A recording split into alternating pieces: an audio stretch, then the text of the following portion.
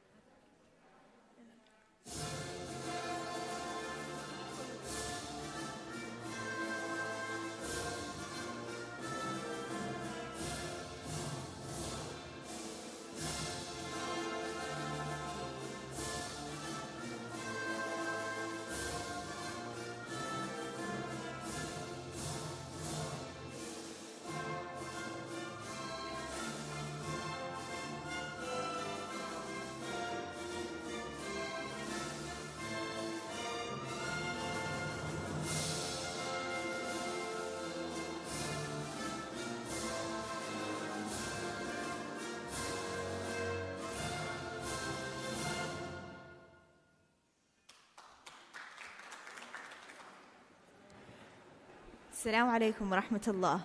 Under the patronage of the Royal Highness Princess Lulu Al Faisal, the Vice Chair of the Board of Trustees and General Supervisor of Iffat University, we are pleased to welcome you to the opening of the First International Architecture and Design Conference 2023, under the title Man and Place, Creative Transformations. Dr. Haifa Rida Jamal Al-Lail, President of Iffat University, distinguished speakers, faculty and staff, and students of Iffat University, dear guests, we start our conference today with a few verses from the Holy Quran.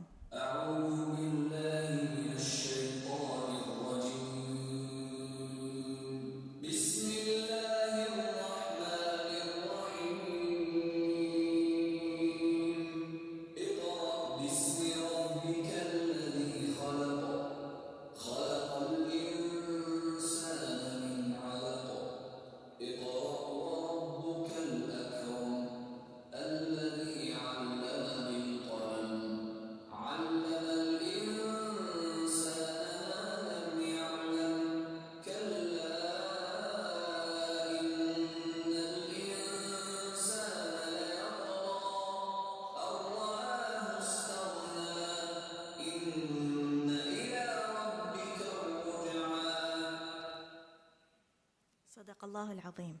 And now I wish to welcome Dr. Haifa Jamal Al-Lail, President of Iffat University, to give the welcoming speech.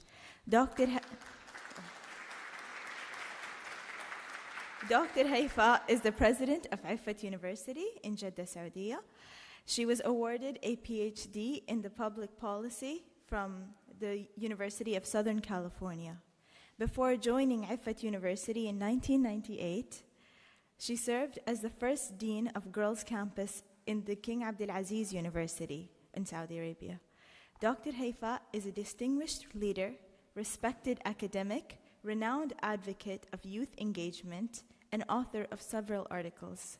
Having also delivered many keynote speeches on women's education in the Middle East, women and change, entrepreneurship, and business. Dr. Haifa is a winner of the 1,000 Women for the Nobel Peace Prize in 2005. She is also the recipient of many awards, such as the Innovation Award, Saudi Sayyidati, Queen Iffat's Distinction Award, Leading Women CEO, Distinguished Arab Woman Award, World Family Summit Award. Dr. Haifa continues to work towards enhancing women's education throughout Saudi Arabia. Please give her a warm welcome.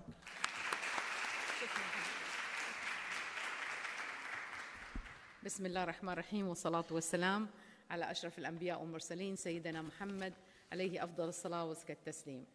Provost, deans, chairs of department for this year revolves around man and place. Creative transformation, organized by the Architecture and Design Department, College of Architecture and Design, and environmental needs within a balanced, integrated system. Today, Iffat will celebrate the diverse contributions of academics and practitioners.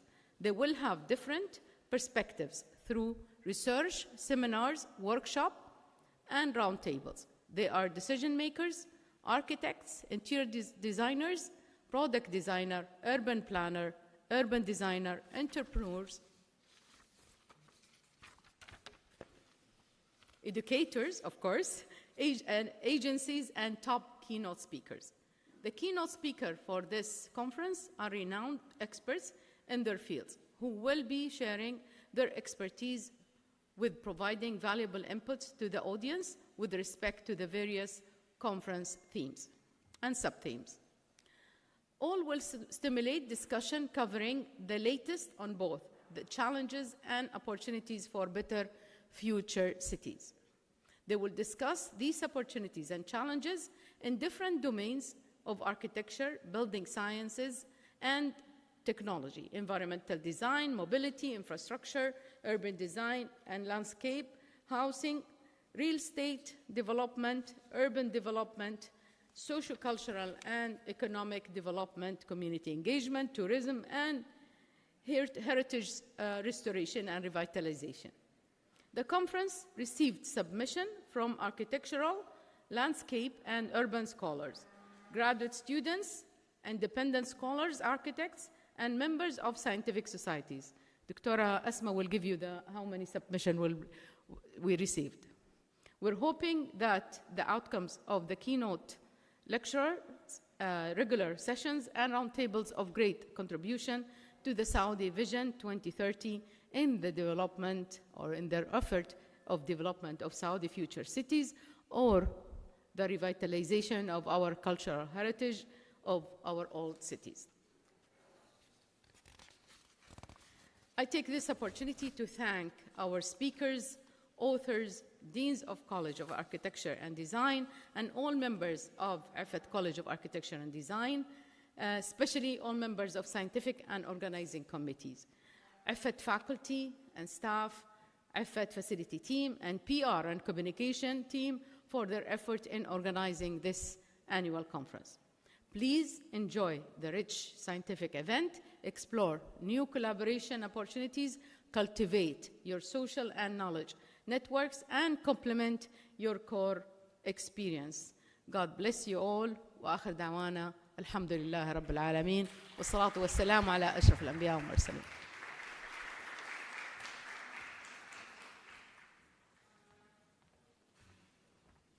Thank you, Dr. Haifa, for your opening speech. Now I would like to welcome Dr. Asma Ibrahim, Dean of IFET College of Architecture and Design, and the conference chair, to give her opening speech. Please give her a warm welcome.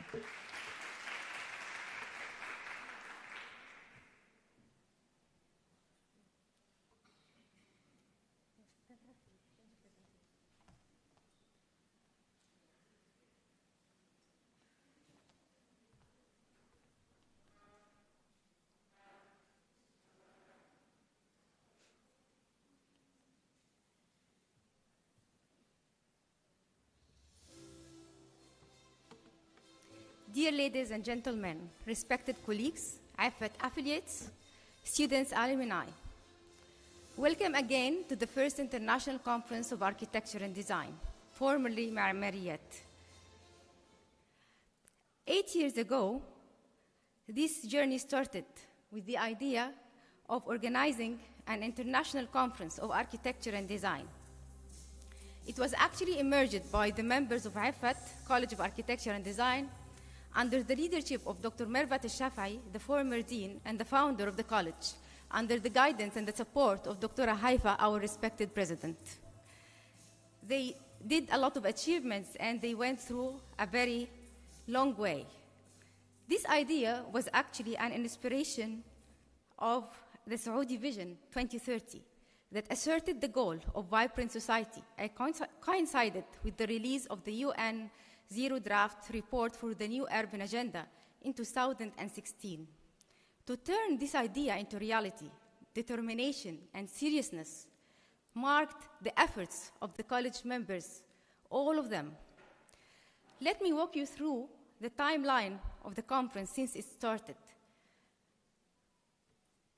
The first one was actually organized in 2017, adopting the theme of future challenges in architecture and urbanism. It had a direct relation to the Saudi Vision and to the new UN Urban Agenda. Then the this first conference was a challenging and fruitful experience through which our faculty engaged in dynamic debates concerning multiple research problems and current trends of architecture and urban design. They continued this rich scientific path to present other related themes to urban resiliency in 2018, and then architecture and urban safety in 2019. In 2021, they introduced the masjid architecture. This is actually when I joined. And then we have another conference in 2022 about the challenges of the future cities.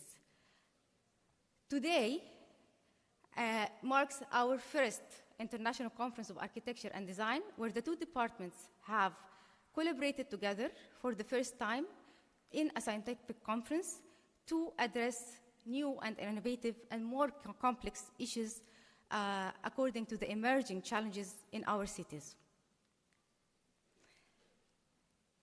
From this view, our conference also this year has been addressing the creative transformations, and this goes in alignment with our IFET new strategic plan theme, innovative and digital transformation, and also stems from our college theme around quality of life between the physical and the digital.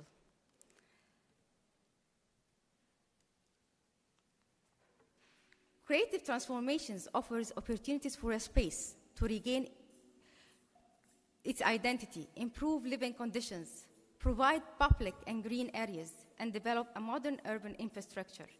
Cities are the habitat of humans. Globally, more and more people live and work in urban areas, and our research recognizes that changing environments and dynamics that are closely related. To a large extent, the solution of climate and sustainability crisis can only be resolved through cities.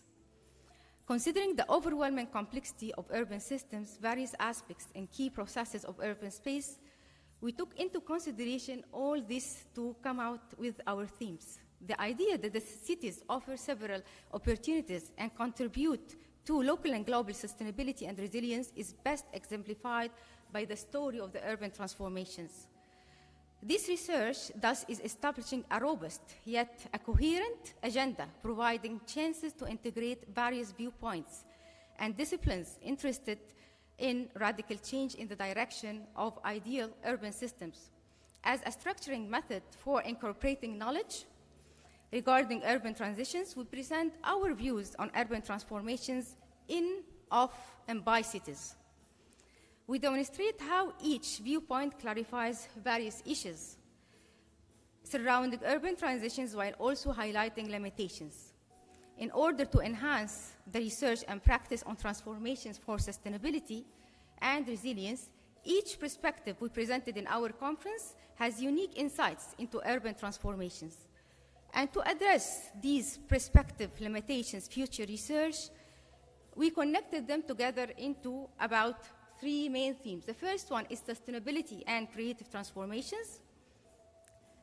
The second one revolves around smart cities and creative transformations.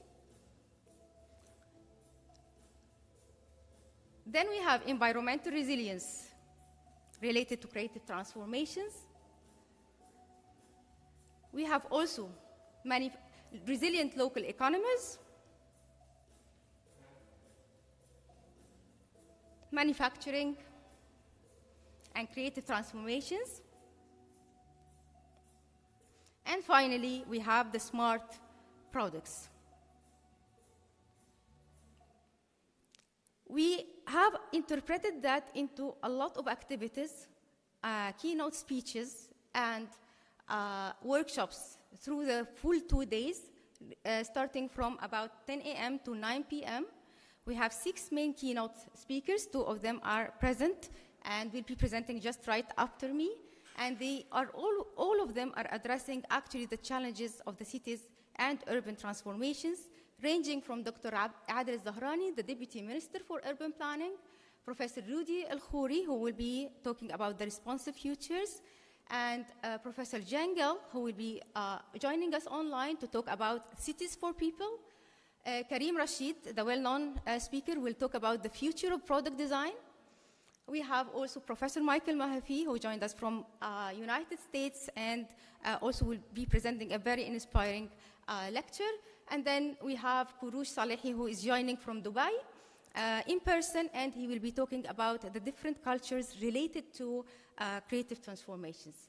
We have also successfully organized with ESRA 2 workshops. One of them is about a concrete canvas related to the materials exploration. And also we have another very interesting one related to air-powered structures, and this will be outdoors. Then we have 2 very interesting roundtables, one by KAUST, and it will be revolving around the digital documentation of heritage, taking Jeddah as a case study, with a lot of well-known panelists. And then we have our IFFAT collaboration that we really want to share with you how we think of bridging the gap between academia and practice through many collaborations we have already successfully established. One of them with Honji, one of them was Audi, and the other with Adlal, which is connecting the dots with a Shada hotel where students are renewing furniture and the whole design processes. Finally, we are so proud that we are now part of the design proposals for architectural typologies, and we stand side by side as the only Saudi university to 2 of the most prestigious universities all over the world, which are UCL and IAC. We will be talking about that more in our panel that will start at 7 o'clock today. Another video. So I'm now just sharing with you our moments.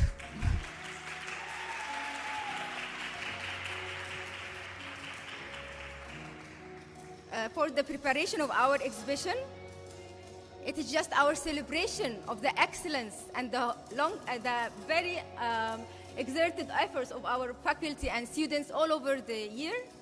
So we are so proud of it. Everybody really participated in the making up of this exhibition, especially Miss Maya.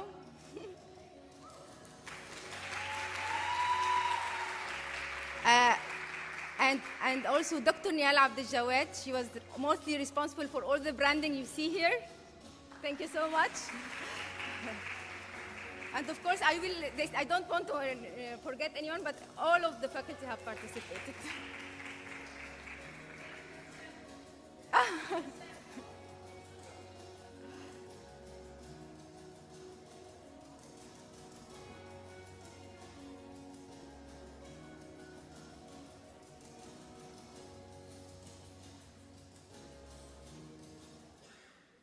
I actually shared this with you also to not only to acknowledge, but we really, all of us are working from sincerely from the bottom of our heart to make the 2 departments very successful. So that's why we really wanted to share this with you.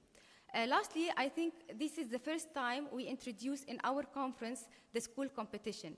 It is based on our belief to build a community among our younger generations that valorize art, architecture, and design. We reached out to so many schools starting from last September. So it was announced from the very early beginning of this semester through some dedicated visits inside our campus, inside the schools, where we initiated the architecture and design competition. We were actually surprised to receive more than 15 teams who were not only submitting their posters, but they were developing their design ideas all through the last 3 months with us, with our faculty, inside our fabrication lab.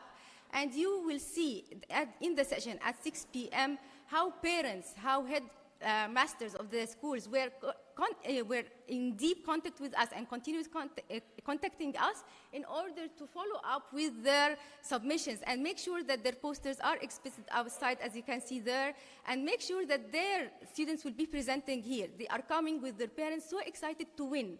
I really, really urge all of you to attend this session. It's going to be very interesting. Now I would like to share with you the ideas about creative transformations. So this is how our faculty think about creative transformations, and then at the end I will tell you and ask you, what do you think? Creative transformation is the key to a new era. Creative transformation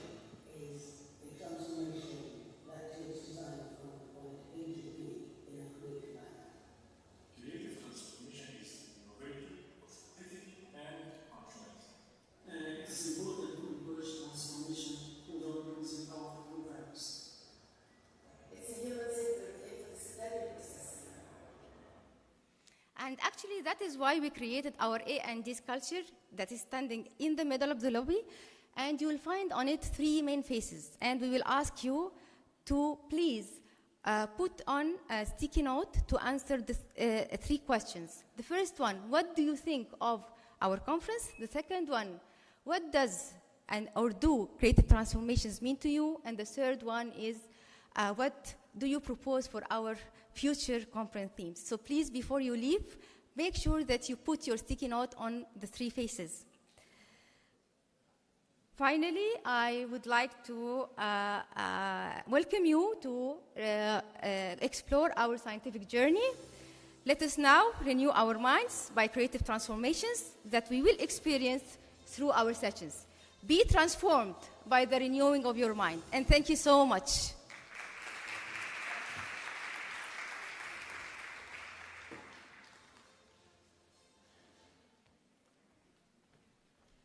Thank you, Dr. Asma. It's our pleasure to welcome our first keynote speaker, Professor Michael Mahaffey from Portland, Oregon, USA, to give his speech titled Saudi Cities After COVID, Stronger, Safer, More Livable. Professor Mahaffey has been an interim professor at 8 universities in 7 countries covering 3 disciplines of architecture, urban planning, and philosophy. He has over 2 decades of experience in consulting to national, regional, and local governments, businesses, and NGOs, with experience in North America, South America, Europe, and Asia, and over a decade of executive leadership experience. He is the author of 5 books and over 20 book chapters, as well as over 100 referred and professional articles. He was a consultant to UN Habitat for the Habitat 3 conference and its outcome document, the New Urban Agenda.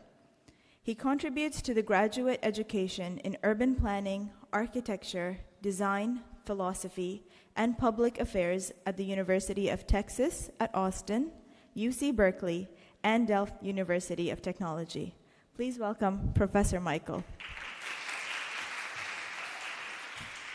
Thank you very much, everyone, and good morning, and thank you for the kind invitation to join you here. I think what my job is going to be is to give you some food for thought, some grist for the mill, so to speak, for the discussions today and tomorrow, the other things that we're all going to be talking about. And in particular, this idea of a new paradigm, which has been in discussion recently. I think it's a very real issue that we're confronting coming out of COVID, in particular with the issues that we face with rapid urbanization and resource depletion and climate change and all the other things that we in the urban and architectural field are going to have to deal with.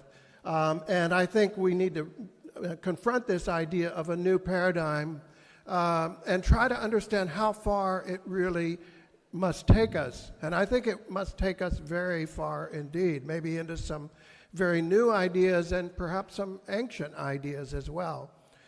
So I'm going to run through a couple of things as quickly as I can, and I hope I'm not too brief, talking in particular about the lessons from the pandemic, about the New Urban Agenda, which was referred to earlier, about some of the lessons from the sciences that we're beginning to understand in terms of their impacts on our field. And then the practical issues. Okay, how do we implement those insights in the work that we're actually doing? So beginning with this topic, the coming out of the pandemic, we are slowly, painfully emerging from the pandemic, and I've been involved with the Center for Local Governance in Riyadh on assessing Saudi cities after COVID-19. What are the lessons of this teachable moment, if you will, for Saudi cities and towns? And we did research of the literature, not only of Saudi cities, but of cities worldwide and in history, We did interviews with key agency stakeholders around the country, and then we made key conclusions and recommendations, and that report will be coming out shortly. And I don't want to read through all these conclusions, but just to summarize, and I don't know if this presentation will be available if any of you'd like to read it, or just read the report, I guess, when it comes out. So this is obviously an extraordinary period of suffering around the country, and yet also a moment of opportunity. These pandemics throughout history have been periods of disruption that create new opportunities, create new progress, new changes in the ways that we're doing things. Business as usual is disrupted. And this is true today as well, that we're seeing, especially some of the issues that have been on the agenda before but have not been very prominent, are now extremely prominent. Walkability, public space, the ability to interact with each other in a social setting are much more important now, and I'll talk about why that is. We see critical problems also from the pandemic, healthcare systems and so on, preventative health care, exercise, walking, building up our immune systems and so on. But we also see promising new tools and approaches, models of governance and finance, regulatory mechanisms, urban coding and other tools, older tools that are being deployed in innovative ways. And many people, we found, are ready to accelerate change and to create the kind of organizational structures, institutional structures that we need. Public-private partnerships, new modes of financial investment delivery, new ways of sharing and educating on models of design and planning. So this is a teachable moment, as I said. And I want to just summarize maybe what are some of the big lessons I certainly have taken away, and I think the research documents. Public space really matters. We know when we don't have access to it that we miss it terribly, and that's for a good reason, because public space is really the foundation of urban connectivity, of all of the other spaces that we have in the city. We can have cars and machinery that connects us, but really it's the public space that plays a fundamental role. We see that the pandemic has exacerbated many of our already over-encapsulated lifestyle issues, high emissions, high depletion, high impact, car dependency, and so on. And that's been hardest on the most vulnerable among us, especially the young, the elderly, the infirm, and the poor, and others. And so we need to recognize that that is something we need to address. Furthermore, we've learned, I think, that density per se is not the enemy here. You know, early in the pandemic, there was a lot of blame on density. We're all going to just spread out and live in, very dispersed lifestyles.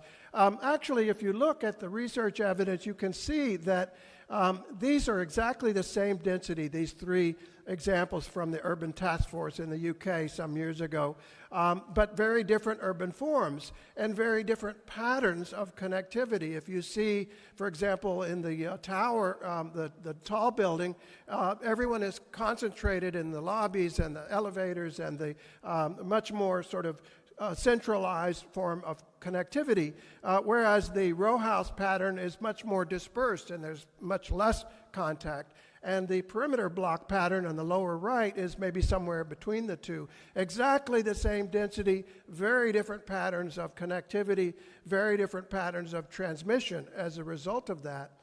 And there are, I think, ways to maintain mixed walkable cities with good quality public space, even in a pandemic, by providing what I would call sociable distancing. And this is actually my daughter and grandkids in their house, and I'm demonstrating walking by. I can interact with them. I can be sociable. I can have contact with them, even though we're both safe and we can't transmit viruses to each other and so on. And they're safe from vehicles and, maybe other dangers. And this is part of a broader lesson, I think, about public space, that it must connect us, yes, but it must also protect us. It must protect us from vehicles and from crime and from pathogens and other things that we might find disruptive. We maybe want to retreat a little bit from the contact, from the interaction, the hubbub of a lot of disruptive things going on, or maybe we want to dial that in and join the hubbub and be part of a more lively scene. We need to be able to exclude as well as include, even in public spaces, and we need to be able to do that at a variety of scales. So I'm going to try to unpack that a little more later, but I want to talk about it in the context of the New Urban Agenda, which you heard referred to earlier, and I think many of you probably know about it. I hope you do. It was developed at the Habitat 3 conference and has now been adopted by all 193 countries of the United Nations. I think this is a major milestone in our field and a major achievement in terms of defining what we need to do for our cities and suburbs and towns. And it talks about the paradigm shift. The authors of this report that included the Secretary General of Habitat 3, a paradigm shift away from the older models of 20th century design especially, into a more open, malleable, and incremental urbanism, as they term it.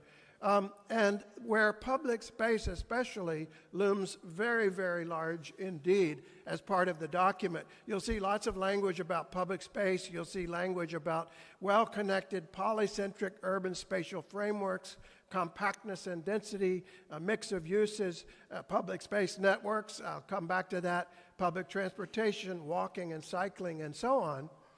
And I think what you also see is this idea of the city as a kind of fabric that connects us all, a web network. My friend Mike Batty refers to it as a new definition of the city as a contact system, as a set of interactions and flows that define the kinds of networks that enable creativity and innovation to thrive and grow. And I think that's something we're really learning from the sciences today, learning that cities give us greater efficiencies and reduced ecological impacts and emissions per capita when they're done right. And they're complementary to, not replaced by, the digital networks. We need the digital networks and the social networks, but this is also a physical structure of the city, and that's very important. And a lot of this does go back to Jane Jacobs' idea of the kind of problem a city is, as she put it, a problem in organized complexity or complex adaptive systems, as we're learning from the sciences. And you'll see mirroring of the language in the New Urban Agenda about public space with the Sustainable Development Goals, and especially Goal 11 and Target 11.7. And that's not an accident. Our colleagues at UN Habitat wanted to have that mirrored language very deliberately in order to make sure that we had disseminated this emphasis on public space and on the benefits of public space, as the New Urban Agenda describes, for social interaction and inclusion, for human health and well-being, economic exchange, cultural expression, and so on. Many, many goals, all of which, by the way, are substantiated in the research literature. I'm going to talk about that a little more, but this idea that public space is this arena in which we can make critical connections, informal connections, so-called weak ties. The strong ties are the ones with our families and our coworkers and the people that we already know. It turns out that it's the weak ties that are so important for economic development and creativity. You run into somebody, hey, this is my friend so-and-so. Do you know that this new company is starting down the street, or so on? And this does happen in public spaces. This research paper is showing. And in adjoining third places, the cafe that we stop in and we meet our friends and so on. So this is critical for economic development. It's critical for resiliency as well, as the work of Eric Kleinenberg, the sociologist, has shown, that we need to have this web of connections through public space in order for us to be connected to our neighbors and to be resilient in a time of crisis. Because he looked at, for example, the 1995 Chicago heat wave and found that the degradation and fortification of urban public space was one of the 4 key conditions that resulted in more deaths from the heat wave. And that means that we're not just talking about benefits and good things that come from public space, but it's literally a life and death issue in some cases. And there's a lot more research on this, by the way, since Kleinenberg's first report talking about social infrastructure and the critical role of public space in establishing that. There are many other benefits of public space, as some of my colleagues and others have demonstrated: reducing heat island effects, increasing shade and comfort, reducing pavement areas per person, emissions per person, infiltration, ecological infiltration zones, and other benefits. And these are important benefits that translate into economic benefits when you're talking about a city government. And so as a result of that, our center in Stockholm conducted a 5-year research program. We're now continuing it in the University of Cincinnati and with UN Habitat to look at the research literature on public space, to curate it and bring it together into one database from many different fields: economics, sociology, environmental psychology, and so on, and bring it into this database known as Terra Publica. And you can go onto that just by typing in terrapublica.org if you'd like to peruse that. It's a very interesting, I think, set of conclusions. We found extensive literature on public space, but we found it fragmented among many different fields, an urgent need to bring it together, as we and others have been trying to do, and to translate those findings into policy and practice. And this is a book by our colleague Setha Low, one of the foremost scholars of public space, where she used the database, and she was part of the database project. So there are other efforts we're doing now with UN Habitat and others. And this comes at a time, though, when public space is actually in alarming decline around the world. Inward-turning projects, gated communities, informal settlements with low-quality public space, car-dependent areas with very little public space, and so on.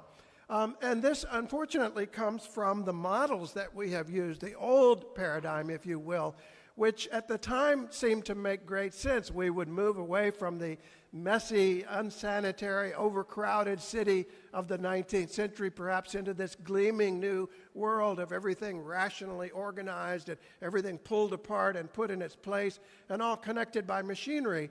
And yeah, there's a little bit of public space there, but it's very long and stretched out, and you don't really have that propinquity and serendipity, that contact with other people that happens regularly in the older cities and in the public space that's most successful, as the research shows. We have created instead a world where we are over-encapsulated. We go from the capsule of our home through the capsule of our car to the capsule of our workplace, and there is no public space to speak of, no interactions. We don't get any of that interconnectivity that's so critical, as the research shows.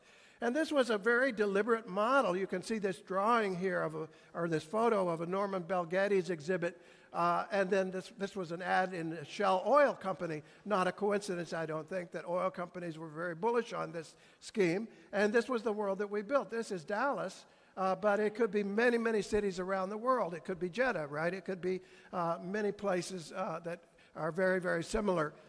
And that's the world that we've created.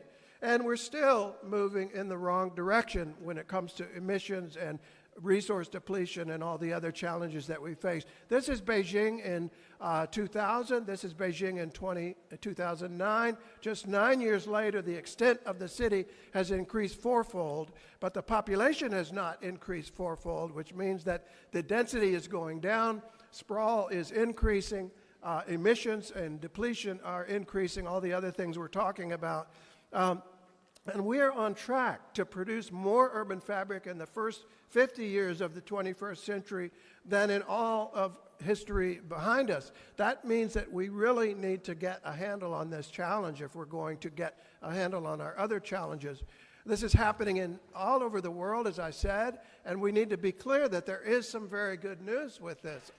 People are improving their quality of life, their health, opportunities for women, for children, for people who are in rural settings don't have those advantages.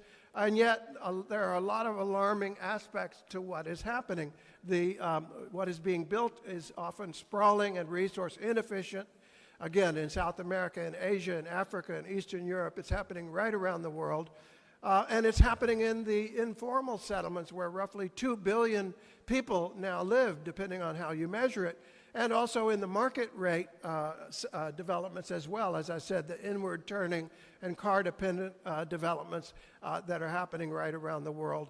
And I think we have to recognize that this is not a problem where we can just bolt on new technologies and keep going. There are well-known phenomena such as the Jevons paradox that says if you make it more efficient, if you make it cheaper, people will simply use more of it. There are rebound effects. There are many other problems that we now understand when we're simply trying to just keep going in the same direction. This is the Inara Tower, by the way, in Dubai. Some of you may know this project. The turbine at the top was symbolic, quote unquote. In other words, it wasn't real. It was fake. It was, but of course, this is a glass structure facing into the desert sun. And so if we're trying to make an icon of sustainability, we might have to ask ourselves some tough questions. And I want to pose some tough questions to you to think about it a little bit. Are we perhaps victims of fantasy thinking? We're too much sort of caught up in this actually very old model in some ways, the early 20th century model of what the future will look like and be like, and we'll all be, flying around in cars and so on, and we'll be living in these gleaming skyscrapers. Well, a lot of these projects, as we know, have not panned out as anticipated, and we need to learn from our mistakes, I think. We need to recognize where we have made mistakes and what we need to change about that.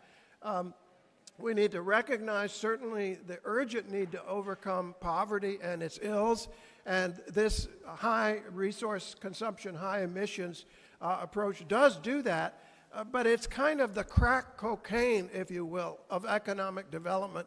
It's going to produce a quick economic high, and as it has around the world, and yet it's going to create lots of problems as well, as it's done in many, many cities. It created a lot of gentrification in the core, sprawl and other problems in the periphery, and we need to recognize the limitations. And I think in both cases, we're failing to understand what cities can really do at their best, which is to provide economic opportunities, to provide connectivity, to provide life choices, and equitable development, because there is equitable contact and equitable interactivity from different parts of the city. So with the next part, I've got maybe, what do I have, another 15 minutes, let's say, talking about the lessons from the sciences that we're now beginning to understand in terms of their impacts on cities. Certainly the new sciences, as we have come to call them, fractals, you're familiar with that, the genetic revolution, many others as well. Going back to Jane Jacobs and her great last chapter of The Death and Life of Great American Cities, where she described many of these revolutionary changes. And I talked about the work we're looking at with the database project, but to that we might add the contributions of mathematics and physics and neuroscience and geometry, really remarkable contributions from many fields. The great Herbert Simon, the polymath, talked about nearly decomposable hierarchies of a design problem, and it was the fact that there are interconnected web-like structures, nearly decomposable hierarchies that form these complex patterns. Christopher Alexander used the same insights when he described the what he called the semi-lattice structures that form patterns, as he came to call them. The sociologist Bruno Latour talks about actor network theory, the web of connections in space or in institutions, in populations, where an actor can be part of a network. Again, going back to the public space ideas, we have, I think, something like an urban connectome that we are beginning to understand, that public space and all the other spatial networks and all the other digital networks and social and institutional networks form this very large, immense, really, network structure that is very much like the network structure of the brain. It develops over time, it self-organizes, it helps us to become more intelligent as urban dwellers, to create this web of connections. For example, the third place. You know, you've heard about the idea of the cafeteria that is the third place that you can meet somebody, or the dog that's the third object. That, oh, what a nice puppy. And you're connected to a stranger in a way that you wouldn't necessarily walk up to them and say, hello, who are you, you know. Christopher Alexander explored that insight in his landmark paper, A City is Not a Tree, this web network of relationships that exists in cities. And this idea of a place network, which I'll talk about in more detail, that in any given environment, there is this network of spaces that we are often not aware of. This is an example from where I used to live in London, a sort of typical high street. And what you'll notice is there's lots of different places where people can be and move and see and hear, or see but not hear, or hear but not see. It's quite complex, actually. And the connections between them, the connections of movement, of sight and sound, are also quite complex.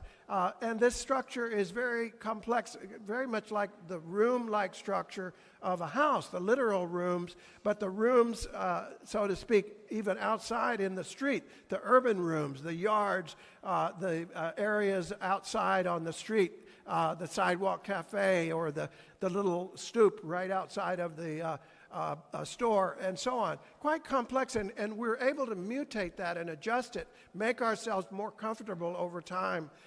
We're able to open windows and close doors. We're able to remodel those structures and transform them over time. I went back after about 7 years, and you can see a number of interesting variations. There are new fences and new sort of urban rooms created up above. There's a new little stoop right here. The sidewalk cafe is gone. I'm not sure why that is, but at any rate, many transformations. Here I went back just a couple of weeks ago, in fact. You see even more transformations. Very, very interesting to see these changes, these self-organizing properties over time. And this is what happens in great cities, as we're now learning. In Venice, for example, this is over about 100 years, this immense transformation from a very simple sort of cadastral plan on the left to this very complex, rich structure that we see on the right. And this happens all the time, actually, in urban settlements, and it's something that we need to understand, and we need to harness the power of self-organization. In informal settlements, for example, this is a study by Mustafa bin Hamouche of Arab cities where the agreements that are made locally to create new streets can actually transform the structure and make it more complex and more self-organized, more resilient in many ways, more sophisticated in many ways. And so this is something we need to understand because, again, informal settlements are a huge percentage of the population now lives, some 2 billion. There are catalytic effects that we can understand and intervene. You know, the idea of urban acupuncture. This is in Medellin, where they introduced an escalator of all things, and it catalyzed a number of benefits around it, a number of positive changes that grew around that. We've seen it coming out of the pandemic, this idea of adaptations of the street, you know, colonizing spaces. This is in my hometown of Portland, where these are two different restaurants that have colonized the street and left the bicycle lane in between, and quite a wonderful space, I think, actually. You've seen other examples of that, the little parklets where people can be safe in their dining, and so on. Other areas where we're learning a lot that's impacting our design work, fractals, the idea of scaling symmetries at different scales. This is something that's not only in nature but in human history. And traditional architecture is loaded with these sort of fractal relationships, as a lot of research has shown. These self-similar patterns that may look irregular, but if you look closely, you can see there's actually a lot of symmetry in there. The pattern of Rome, again, looks very messy in this Noli plan, but it's actually quite sophisticated and orderly, and there are a lot of little subsymmetries going on at many different scales. These web networks of spaces that are quite complex around courtyards, for example, that can be very rich, not like a tree, like Alexander was describing, where you just have a simple We all know buildings like this where you just walk in the entrance and you go into a room and bam, there's the view, right? Well, here's a different kind that's much more interconnected, web-like, where you're looking not only out but across and through and around, far more complex, really. Here's an example in an actual building where, again, you're looking out as well as across and through and so on. Very complex, very rich.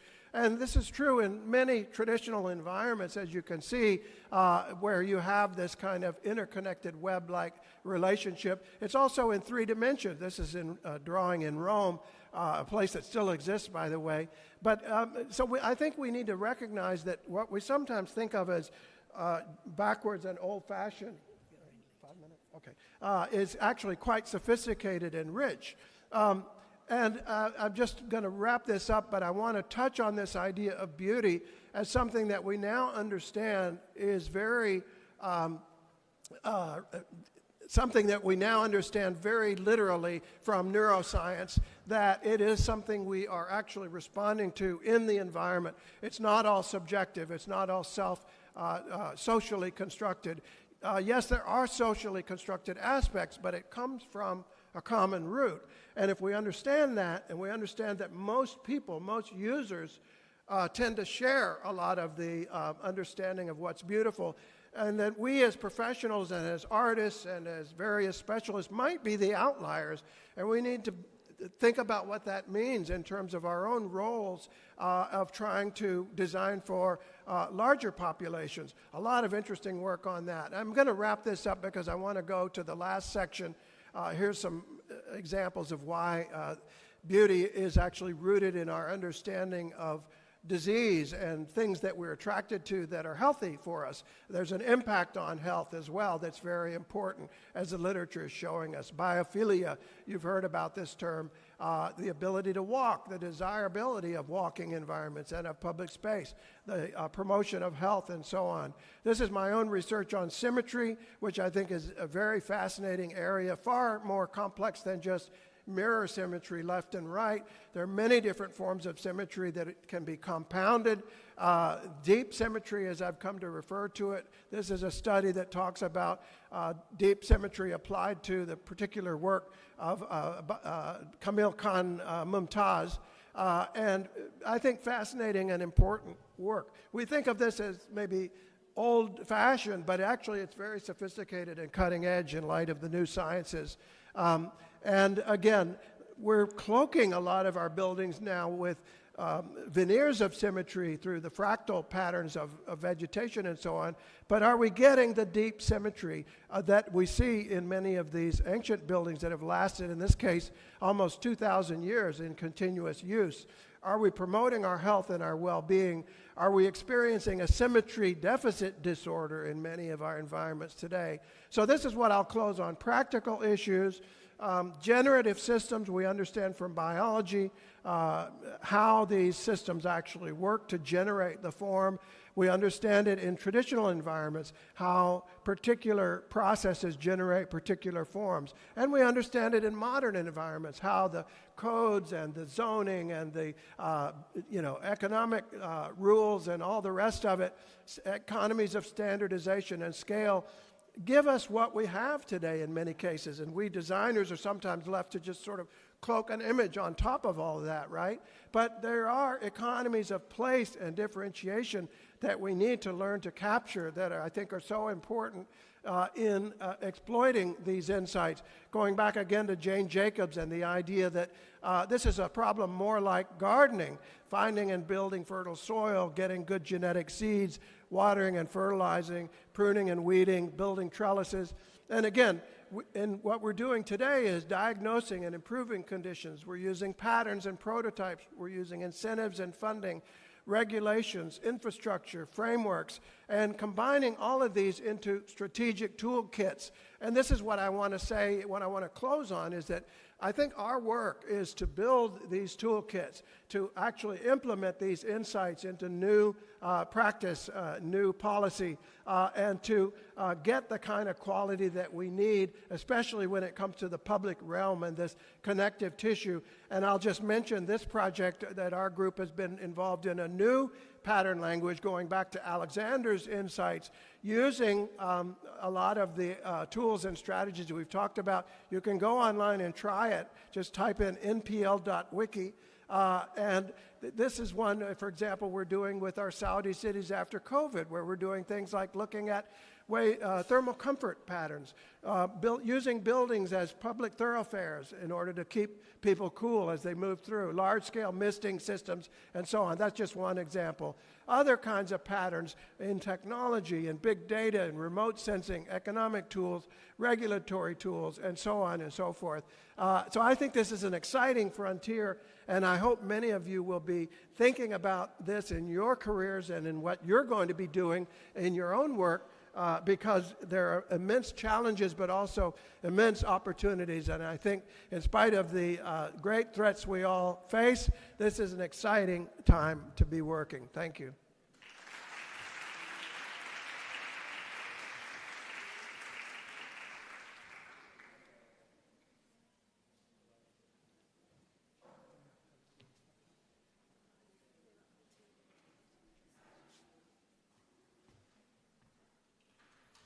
Thank you, Professor Michael, for your inspiring keynote speech. Professor Radolf El-Khouri is the Dean of the School of Architecture, Miami University. Trained as both historian and a designer, he divides his time between scholarship, research, and practice. He's the author of numerous books on architecture and urbanism, including See-Through Leadox, Architecture Theater, and the Pursuit of Transparency and Figures. Essays on contemporary architecture. Professor El-Khouri leads RAD UM, a research lab for embedded technology and robotics, enhancing responsiveness and resilience in buildings and smart cities. Professor El-Khouri's work in his firm, Khouri Levitt Fong, has been featured in national and international media outlets cutting across disciplines from Wired magazine to the Wall Street Journal to the Space Channel to BBC World. He has shared his work in teaching, visiting professorships, and lectures at dozens of institutions in the US and abroad. It's our pleasure to welcome our second keynote speaker, Professor Radolf from Georgetown University, USA, to give his speech titled Augmented and Responsiveness Futures, Recent Experiments at RadLab.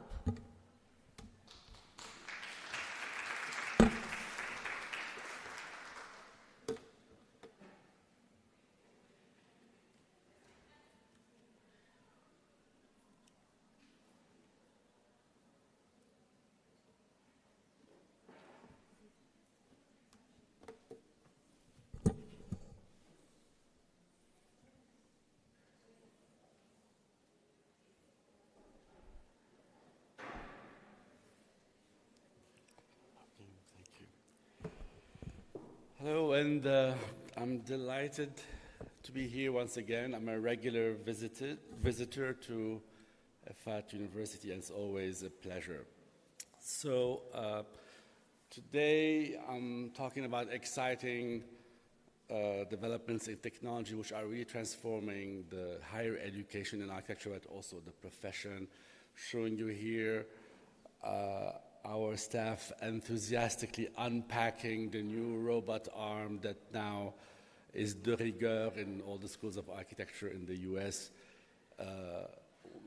Only a handful of faculty know how to use it, but we are all learning. Also, we have now we have partnered with the leaders in large format concrete 3D printing, Cobalt, a Danish firm. And they're bringing their large format printer to the school. You can see here a rendering of it in anticipation of the actual printer. And of course, now we are all fascinated and busy experimenting with AI, showing you an example from Midjourney. This is going viral, and it's sure to transform the way we produce architecture. So a lot of disruptive new technology, but that's not what my talk is about today. Not this kind of technology, which is transforming the field with new tools, how to use digital technology to think and build architecture differently.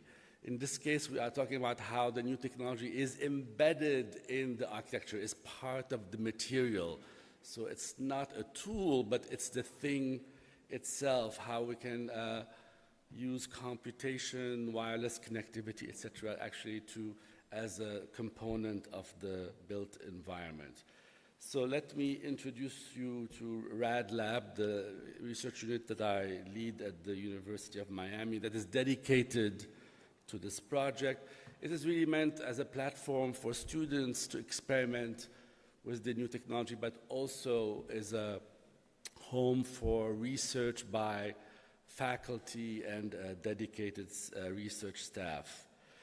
So there's one formula that describes most of the work we do at RAD Lab. This is it. Is basically we think about taking any building component and thinking about how it could be transformed by means of digital technology, how to bring computation, wireless connectivity to everything around you in the built environment.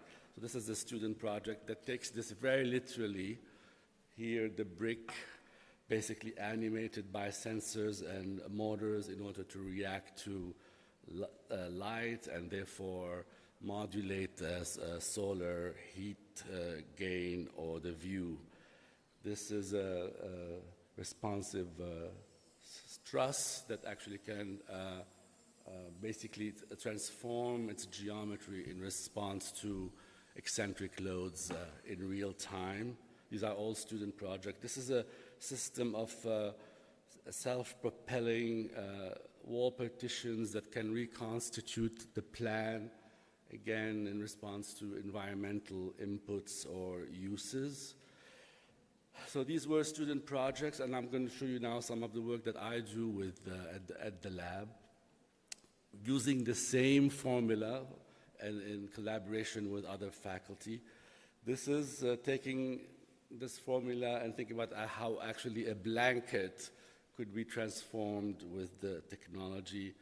So this describes how this works. Basically, the blanket has this capacity to self-model in real time, therefore actually keeping track of all the movement and all its states over time.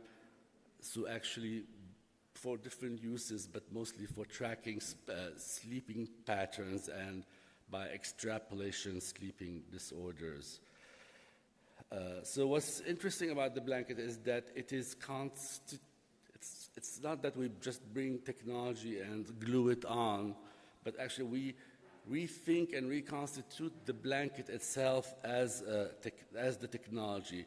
So that one cluster of these flower-like patterns is basically a substitute for this in traditional electronic components. So here the challenge, and this is where the design project is, because we are not engineers, we are not inventing the technology, but we are trying to think through of how it could be embedded and incorporated into the built environment by means of design.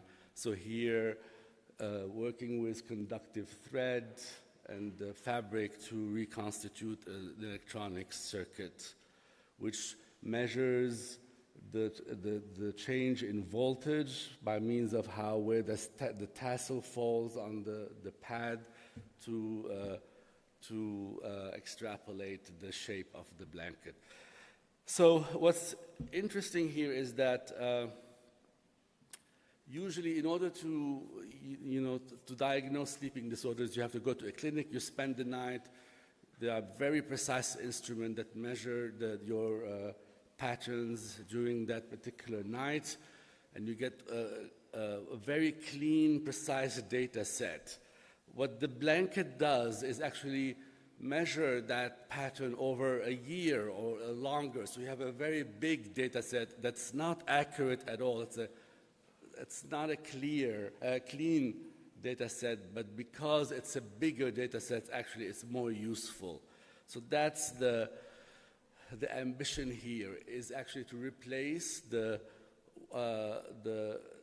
single precise measurement, for instance, that you get when you go to the hospital or a blood test, by a continuous monitoring, a continuous building of very large data sets that could serve in the diagnosis of certain disorders. So this is part of a larger project where we are actually trying to migrate healthcare from the clinic or the hospital to a larger context that actually includes the entire city at all scales, but especially focusing on the home. Why taking healthcare to the home? For several reasons we have learned, for instance, through the pandemics, how actually sometimes it's safer to be at home because of some resistant bacteria, for instance, that you can catch at the hospital. We are moving away from the centralized mega hospital to a more distributed system, but especially because, like I explained earlier, at the home, because of the continuous building of the data mining, you have a much more comprehensive, a fuller understanding of the measurements, and that could serve for a better diagnosis. Also, at home, you don't also only address acute disorders, but you can actually start to work on well-being by observing and prompting certain behaviors. Also, you can mobilize all kinds of sensors that you already have on you, like the watch and other things that you can embed in the home to complete this diagnostic picture.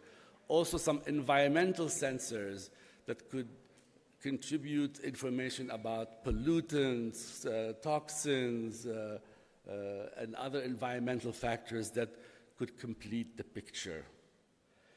One advantage of having this ecosystem of interconnected parts is that actually, for instance, here's an example of how if one sensor detects that you have a fever, for instance, suspecting a disease, the HVAC system could reverse the pressure in your room to isolate you from the rest of the household. So from these studies, we became convinced that we needed an appliance dedicated to healthcare at home, just like you have the microwave or the refrigerator. The medicine cabinets, we thought, would be the ideal appliance that could become like a Swiss Army knife of various measuring instruments, and that where all those functions could be concentrated, but also could act as a portal to the healthcare provider for telemedicine. You know, it's in the bathroom, you have privacy, it's a portrait format where you can have a better interaction with your doctor for certain physical examinations via telemedicine. One feature I wanted to just mention in greater detail is how the medicine cabinet becomes also a drug dispenser that could manage your drug regimen during the day. And here I show you how this works. Morning, Tony. It's 7 a.m. You slept for 6 hours, one of which was REM sleep. You may try to go to bed earlier tonight to catch up.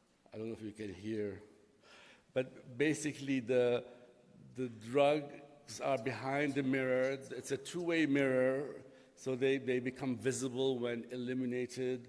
The mirror basically instructs you about which drugs you have to take at what time of the day.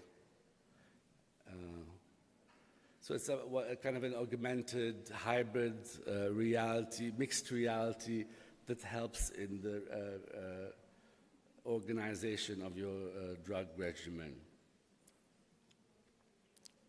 Here's the remaining schedule. Okay, so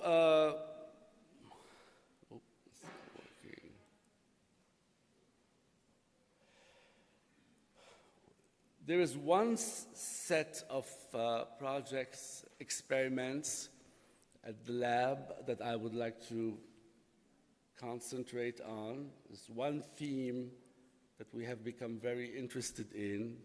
The video is not working, I apologize.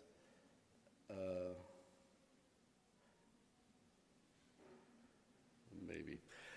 It's basically how, what's happening here is that this is a counter for a bar, like at the Starbucks, let's say, a counter.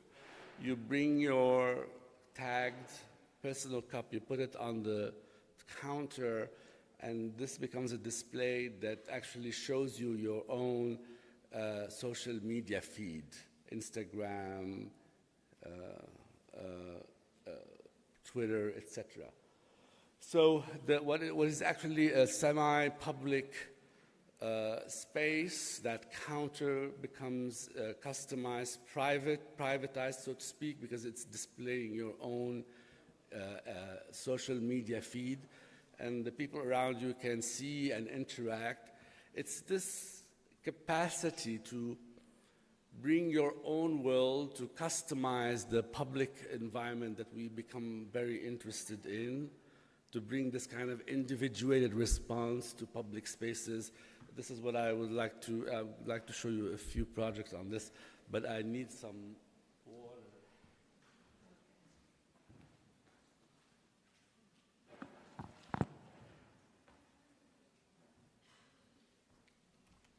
Sorry about that. So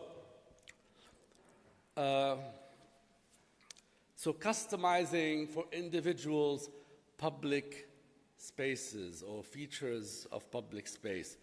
That seems like almost like a paradox, because we can think, when we think of public space, it's really like the common platform, the common denominator, the generic condition that should be suiting everyone. But there has been, we have customized public space before. When you think of the Walkman, it's a form of customization, because you have your own music, your own acoustical world while you're in public space. So, but it's a kind of customization that encapsulates you, to use Michael terms. It separates you from the public realm. It's a bit alienating. So this is not exactly what we're looking for. Yes, we want you to bring your own individual world to the public realm, but we don't want it to separate you. Also, whenever we find this kind of separation or customization, it is always represented in a very negative, alienating term. Like, for instance, this is from the movie, I'm forgetting the name of the movie now, Truman Show, where basically the protagonist is being manipulated by technology here, and technology is being represented as the alienating agent, encapsulating again the protagonist in their own little climate, where they have their own private weather. So that's clearly something that we see as a negative, this form of separation, encapsulation, when we carve our own separate private sphere in the public realm. But what if, instead of actually the rain following you all around, what if it's like in this art installation, you walk in a room, there's rain everywhere except where you are. So it's raining all around you, but wherever you are, there is no rain. This is a very different kind of condition. I don't think it's the alienating anymore. You have a sense of connectedness because there are other people walking around. You are sharing in a common experience. But something about the interruption of the rain around you is almost magical and empowering. And this is the kind of customization we are seeking with technology. So this idea of a private weather, your own private condition, is exactly what we pursued with this robotic cloud. This was presented in response to a competition in Miami to provide shade in the design district, one of the new neighborhoods in Miami, dedicated to high-end retail. They didn't want trees because they didn't want to obstruct the window shops, the stores, but they needed shade. So what we proposed is a kind of fleet of drones that carried donut-shaped parasols that would follow people around. You come to this neighborhood, they latch on to you.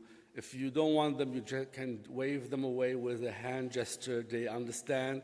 So they go back to their pole where they recharge, or they can find another person. So this challenges the idea of infrastructure, like canopies, as a one-size-fits-all, and starts to introduce this notion of a customizable, individuated infrastructure, something that is tailored to individual needs. Here is the pole and the parasol. Of course, they didn't buy our project, but we liked it. Anyway, one thing that, and this is a very important element of this customization, one thing that those clouds, the personal clouds do, is they tend to they want to cluster in order to make the shading more efficient. So as they follow you around, but they also nudge you to get closer to other people walking around, so that they could constitute a continuous ceiling. So they bring people together. They nudge them to converge and get closer. So this is the propinquity that Michael was talking about. That technology, your individual personal cloud, actually also helps, enhances that propinquity that could produce interesting encounters. Similar project, very quickly inspired by the cloud, is a stool we developed for a hotel lobby, which was inspired by this image of the tumbleweeds. They wanted the lobby to stay clear of furniture, but they wanted to accommodate also people for seating. So we imagined this open space with tumbleweeds, and these were the stools that we developed. There was some, I'm not talking so much about the design element and the form finding we exercised for each project. In this case, it was biomorphic, imitating the tumbleweed idea. We finally focused on this kind of three-dimensional Voronoi lattice, then embedded the robotic technology for the movement, and then explored all kinds of scenarios for how these will move around, follow you, you can call them, but most importantly is how, again, they perform this clustering function I just talked about earlier. They nudge people to get together and form small groups by moving in certain directions and provoking those encounters. Anyway, the XR kiosk, similar idea in terms of how to bring people together. Here, adopting the form, the type of the kiosk, which traditionally, this is the newsstand, traditionally was always a hub for congregation. They've disappeared because, we don't use magazines in that way anymore. Everything has gone digital. So this is basically an extended reality version of the kiosk where everything is projected. There are no magazines, there are just blank pages on which content is projected. The content is populated based on the interests of the people engaging with it. So if you pick one thing, let's say a magazine on cars, I remind you everything is projected, then everything around you becomes magazines on cars. But what's interesting is that when two people are together and they have different interests, then those magazines start to mix and also potentially bring people together for a conversation around different interests.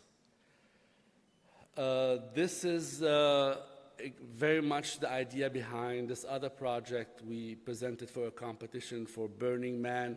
Burning Man is a big festival that's held in the desert where people spend 1 week with no technology, no phones, no connection to the outside world. It's a very interesting ritual that has become very popular. So we proposed an oasis where, yes, people don't have their phones, but we thought that once in a while, maybe they did want to check what's going on with their Twitter or Instagram feed. So we created this oasis, 2 walls of stacked old TVs that are repurposed to display digital information, and they display random Twitter and Instagram feeds. But when somebody has been interested in this oasis, when they come to the festival, they have a transponder, an RFID tag that identifies them. So when they enter, the system recognizes them and starts to display their own digital feeds. And this is when it happens when 2 people with different feeds come together and their different digital media start to mix. There's an animation here that shows. So again, this is where you go to get a break from the desert and reconnect with the world of social media. When you get there, you are recognized, and this environment is customized and shows you your own feed. But when there is another person there, then those two are mixed, perhaps creating, by means of this propinquity, the serendipitous encounter that Michael was talking about earlier. Okay. Another form of customization is actually by giving a sense of ownership to people of pieces of the city and the public spaces and the public infrastructure.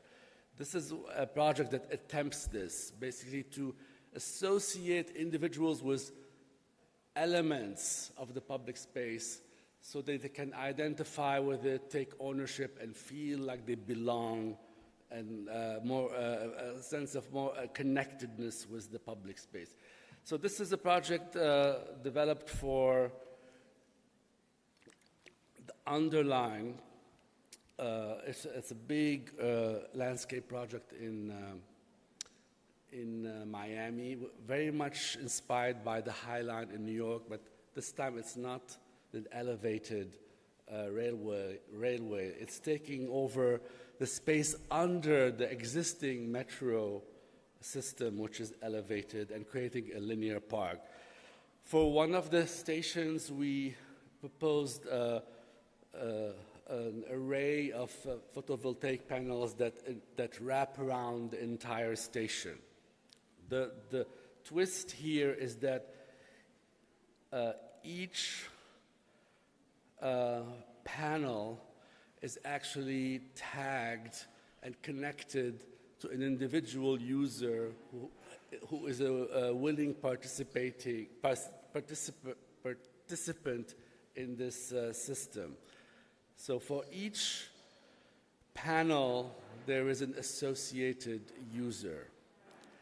And what the panel does, so you can even see, the user can actually identify their own panel. And what the panel does is actually, it has to rotate to catch up with the sun in order to maximize its efficiency with its orientation. But it can only do so if you are active. So the more active you are during the day, the more likely the panel is to catch up with the sun and maximize its, and optimize its efficiency. So you know those, on your watches, you have those circles that tell you how active you have been throughout the day. This is the same, but actually instead of having a graphic device on your watch, there's an actual object in space, in a public space, that is rotating, giving you an indication of how far you are in achieving your daily goal, but also trying to optimize its connection to the sun in order to produce the power. So it's like a gamification of health. We want you to be active, and the panel trying to catch up with the sun is actually giving you that incentive. You can see how your friends are doing, how active you have been in relation to them, how much power you have produced, and how good the whole collective effort has been on that day. At night, it shifts to a different kind of visualization, just with light showing the activity of the users, and you can see how it gradually goes quiet, basically, as everyone goes to sleep. So it's it's an interesting project which works with gamification, but what's important here is this kind of, it's an experiment with what I mentioned earlier about the sense of ownership. Basically telling you, here is a piece that is you, and you are responsible for it. That kind of connection to the public infrastructure, this kind of customization, your individual behavior being registered and being part of that collective effort is what we are looking for. And again, is another way to think about the customization of public spaces. Finally, I'm going to conclude with a project that takes on these ideas at a much larger scale. It's a big project we have been involved with for quite a while, for a smart city in the Yucatan in Mexico. It's a greenfield project, building a smart city from the ground up. This is the plan. One of the iterations has gone through several iterations. I won't get into that. That's another topic. But what's interesting here, for the sake of this discussion, is that digital platform we have developed that actually enable all kinds of these intimate relations to infrastructure and these kinds of customization. Basically, you have a user profile, and the city accommodates certain preferences. For instance, you can customize the lighting. I'm going to skip that because we only have 3 minutes. Basically, you can customize how you want public lighting to respond to your own presence. The transportation also adopts the smart elevator technology. You know how you can cluster people going to certain destinations in the high-rise buildings for greater efficiencies. So the shuttle here, it's not just going up and down, but it's smart enough to actually again, customize its trajectory for greater efficiencies. The way we convince the visitors cannot bring their cars inside. They have to take they park at the periphery and take the shuttle. And this is a completely alien idea for the client, but the way we convince them is by showing them that, look, this is what you do in a high-rise. You park in a garage and you take the elevator. It's the same thing. Of course, we cheated because we took Burj Khalifa, which is the tallest high-rise around, to demonstrate this. But they bought it. Quickly, one more, very quickly, and here this relates directly to what Michael was talking about. The client, again, this is in the Yucatan. They have adopted all the bad habits of the U.S. Urban design and planning practices. Completely adopted the cul-de-sac, the subdivision, the gated suburban model. And this is what they wanted, a city that is actually constituted by a collection of these tree-like structures, which are not the networks that Michael was talking about.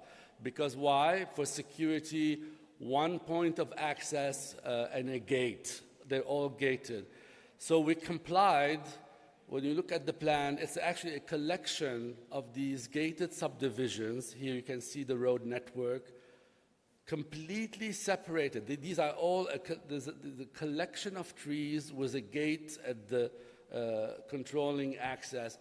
But we introduced what we called those digital wormholes that connected in a controlled way, because these are gates which are controlled access, and they give access by means of facial recognition. So we brought back the network of the city with digital technology.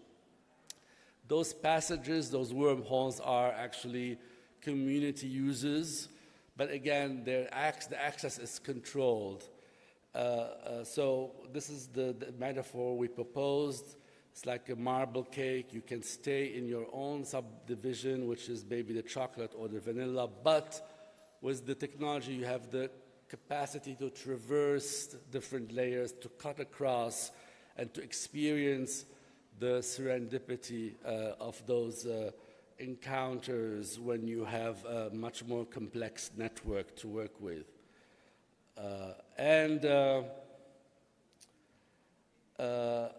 What's interesting here is that the parents have that control over the access, over the gates. So basically, they can customize the plan of the city for the kids. They can decide, okay, they can go there. You can see here how they can delineate and redraw the map of the city to accommodate the child and the level of comfort they have with the liberty of movement. So again, here this is a demonstration of how, by means of technology, you can customize the city. Even at its most fundamental state, the plan, you can redraw it and tailor it to specific needs. Of course, the next step would be to think of all of these customization not as embedded technology, but as augmentations by means of augmented reality. Just here to mention that we are the academic partners of Magic Leap, and we have worked with them already a lot on this possibility of redrawing the city and rethinking it from the perspective of the individual user by means of extended reality. Thank you.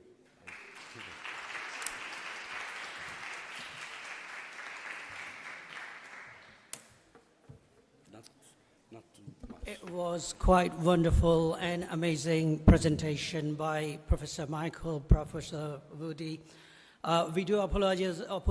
Of course, there will be a lot of questions that the participants, attendees would like to ask, but as we are running out of time and we have got guests waiting for the next session, I would like to request all the participants who have questions, they can please meet both of the professors, distinguished professors, after the session so that you can get your answers.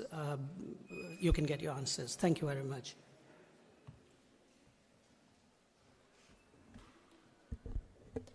Now we would like to celebrate our students' achievements in one of the projects they worked on all through the semester, with the Royal Commission of Mecca and Holy Sites.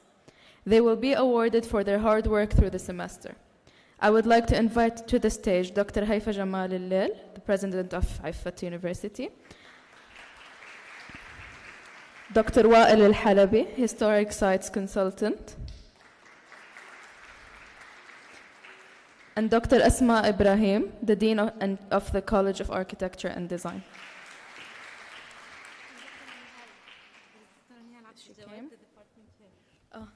The department chair, Dr.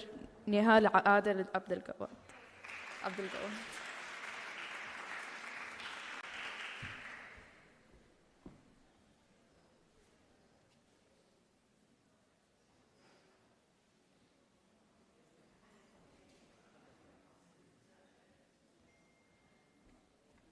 Okay, the first place goes to Juri Ashur.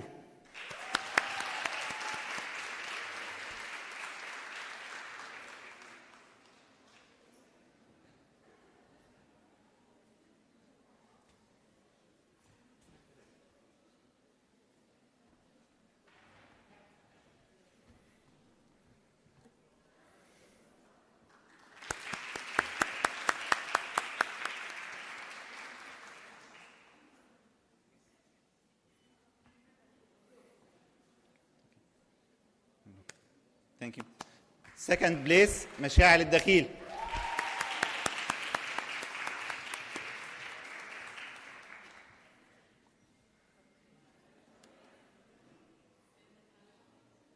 Yes.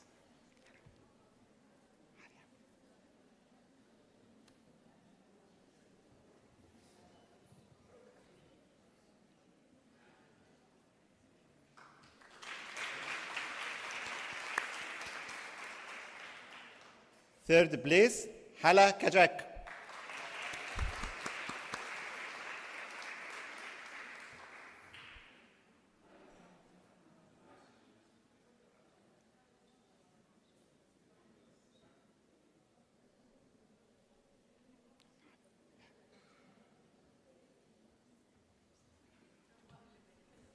Okay.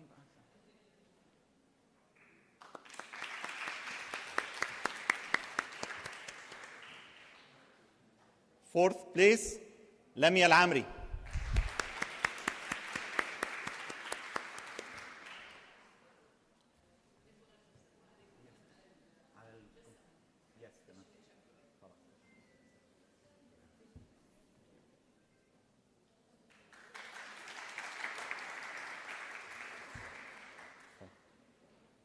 Dr.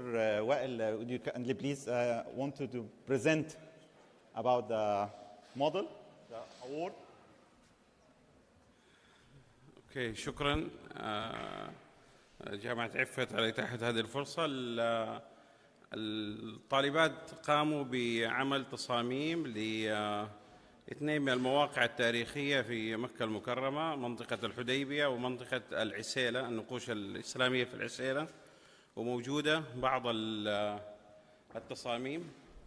أعتقد من الهدية اللي جبناها من فريق المواقع التاريخية في الهيئة الملكية للأربعة الأوائل هو نموذج لمسجد بيعة العقبة. إن شاء الله التصميم الجديد للترميم اللي حيتم في مسجد بيعة العقبة. فهذه الهدية اللي أعطيناها اخترناها للفائزات. شكراً.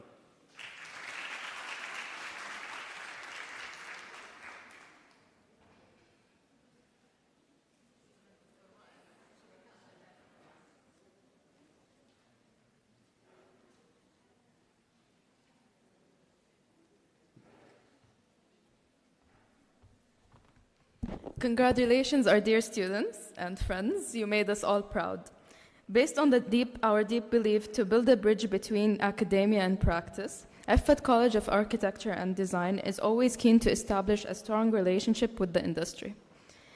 From that view, we would like to share with you our celebration signing the MOU between IFAT University and Retail Development Company as one of the concrete steps towards the beginning of bringing our students new opportunities for connecting with the industry and thus equipping them with the market needs.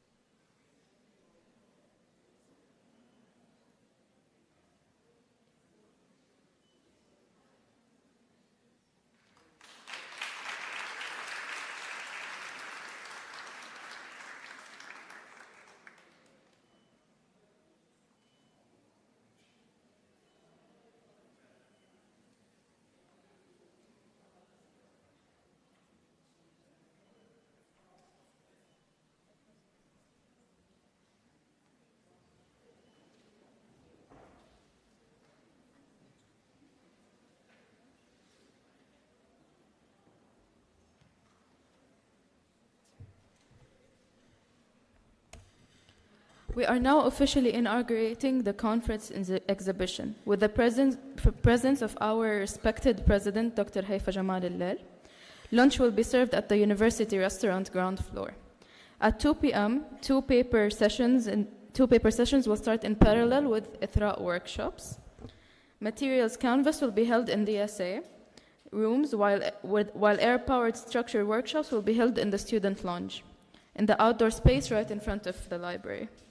We will be back here for the high school students competition and the panel discussion of IFAT collaboration with the industry starting from 6 p.m. and 7:30 p.m.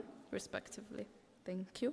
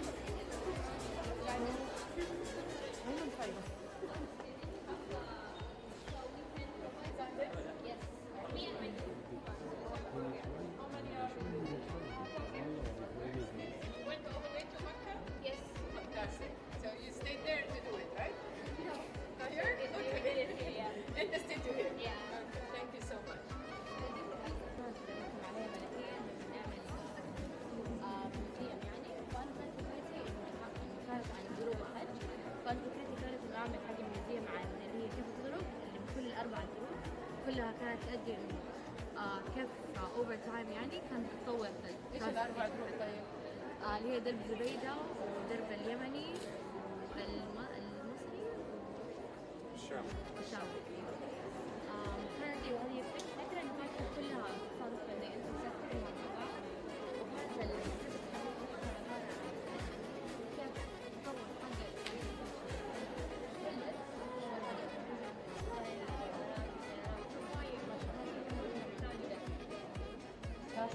كيف تطور الله يديك الصحة والعافية. مشاعر مشاعر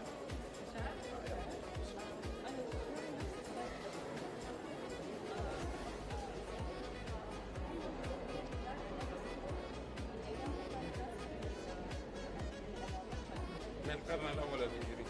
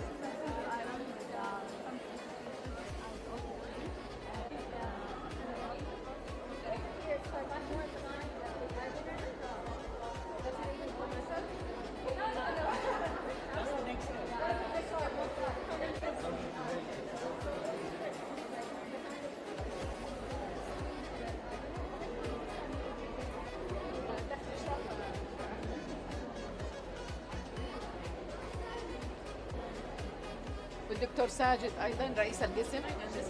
دكتور احمد عبد الرازق مسؤول عن الديزاين. دكتور حديث. Dr. Ahmed, what are this project about? Come on. This is my project, PQ6, which is junior year. I started this project. The idea is doing a design for the home with French with giving homage to the hometown of the creative director. بروح لين هنا. So it's merging between for design.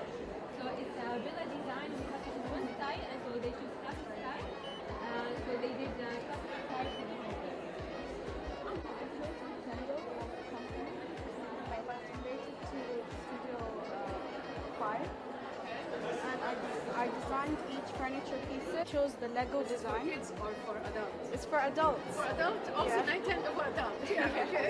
The company is Nintendo. So they live.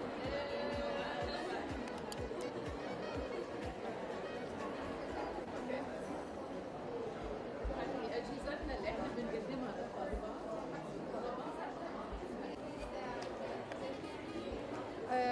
Good morning, everyone. So this one is the.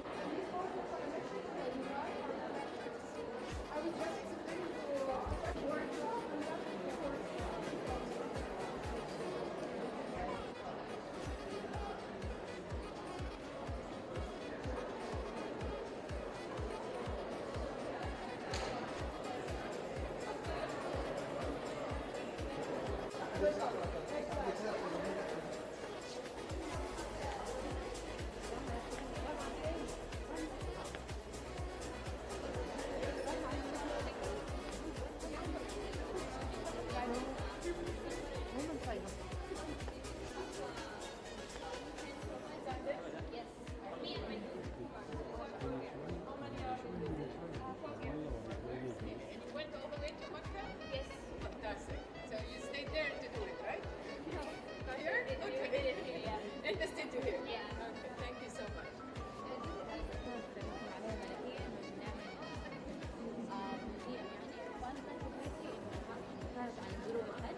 كانت فكرتي كانت انه اعمل حاجه ميوزيوم عن اللي هي كيف الطرق اللي كل الاربع طرق كلها كانت تؤدي كيف اوفر تايم يعني كانت تتطور.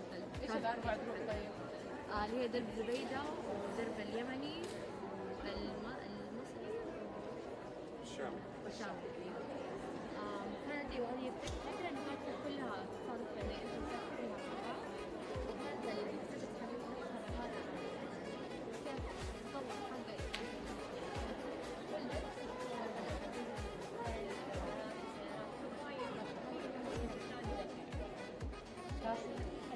الله يديك الصحة والعافية.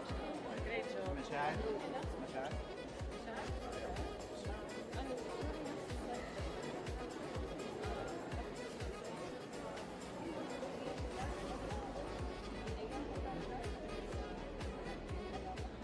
من القرن الأول الهجري.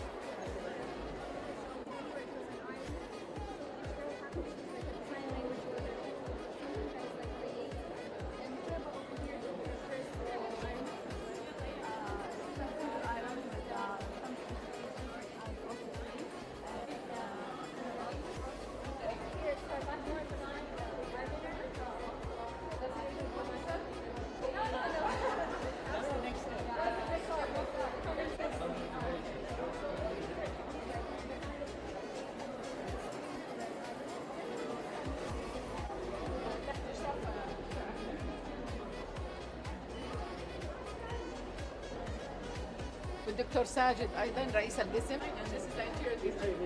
دكتور احمد عبد الرازق مسؤول عن الانتيريور ديزاين. And دكتور حديد كمان. Dr. Ahmed, what are this project about? Come on. This is my project, PQ6, which is junior year. It's a research project. The idea is doing a design for the French with giving homage to the hometown of the creative director. بروح لين هنا. The J style is south in Toyota. So it's merging between for example. So it's a villa design. We have it in one style, and so they choose classic style. So they did classic style for the home.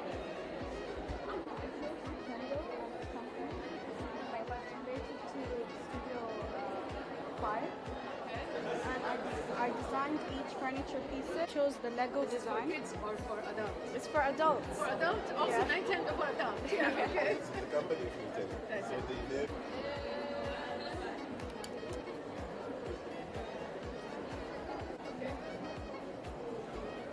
أجهزتنا اللي احنا بنقدمها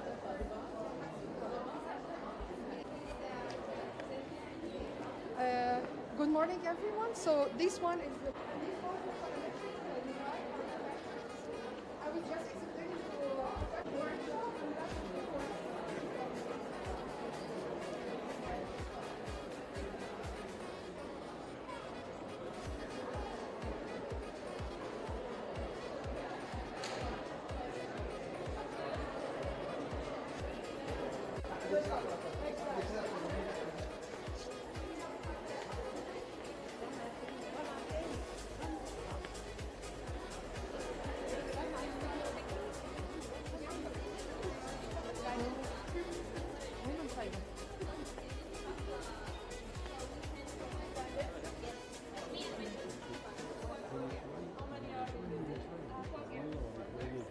went all the way to Mecca?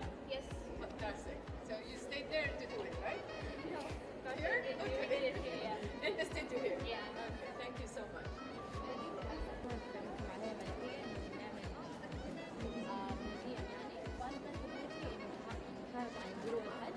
فأنا فكرتي كانت إنه أعمل حاجة ميوزيوم عن اللي هي كيف الطرق اللي كل الأربع طرق كلها كانت تؤدي إنه كيف أوفر تايم يعني كانت تتطور.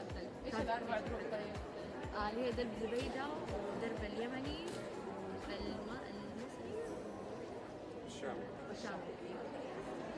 كانت هي فكرة إنه كانت كلها تصادف إنه أنتم تسافروا مع بعض وكانت الفكرة كانت كيف تطور حاجة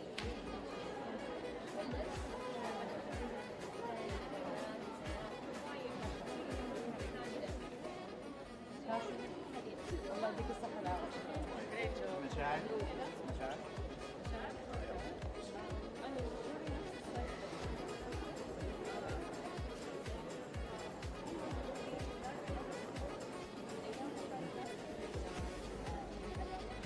من القرن الأول الهجري.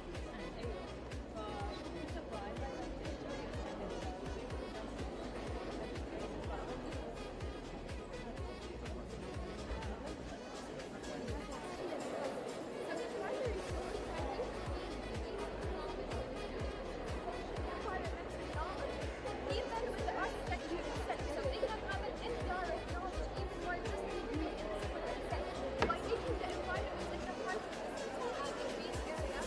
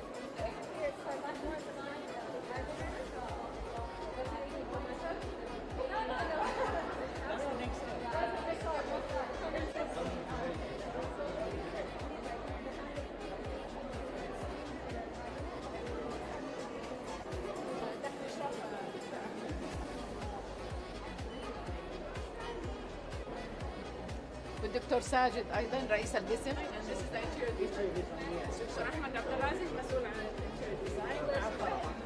دكتور هديل. دكتور هديل كمان. Dr. Ahmed, what are this project about? Come on. This is my project, Figure 6, which is junior year. I started this project. The idea is doing design background to the freshmen with giving homage to the hometown of the creative director. بروح لين هنا. The J style is south in Toyota. So it's merging between for design. So it's villa design. We have in one style, and so they choose classic style. So they did classic style for the home. I was invited to Studio 5, and I designed each furniture piece. Chose the Lego design. For kids or for adults? It's for adults. For adults? Also Yeah. Nintendo for adults. Yeah, okay. The company of Nintendo. So they live.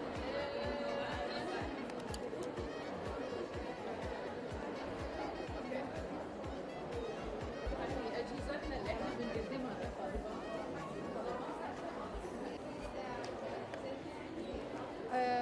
Good morning, everyone. So this one is the. I was just explaining the workshop and that's the course.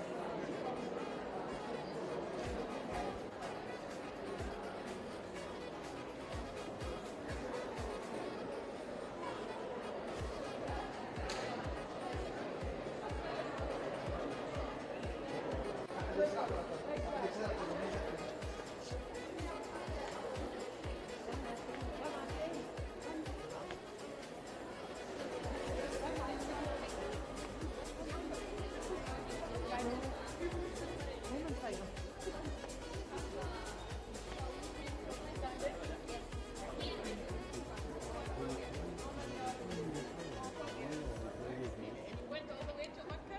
Yes. Fantastic. So you stayed there to do it, right? No. Here? Did Okay. it here, yeah. And the stay to here? Yeah. Okay, thank you so much.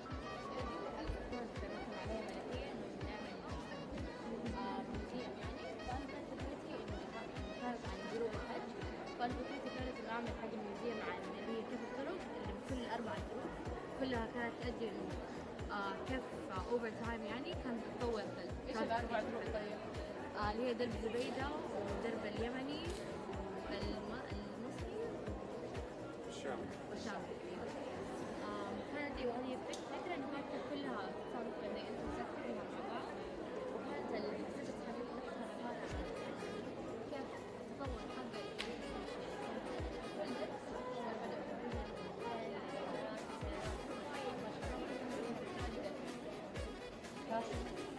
الله يديك الصحة والعافية. Great job. مشاعر مشاعر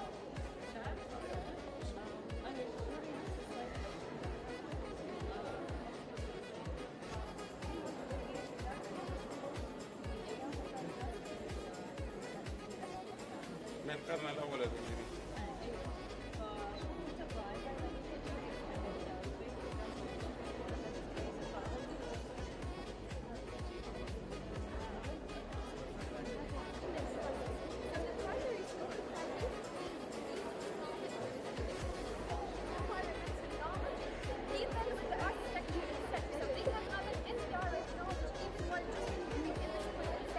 By making the environment in the first place, a green area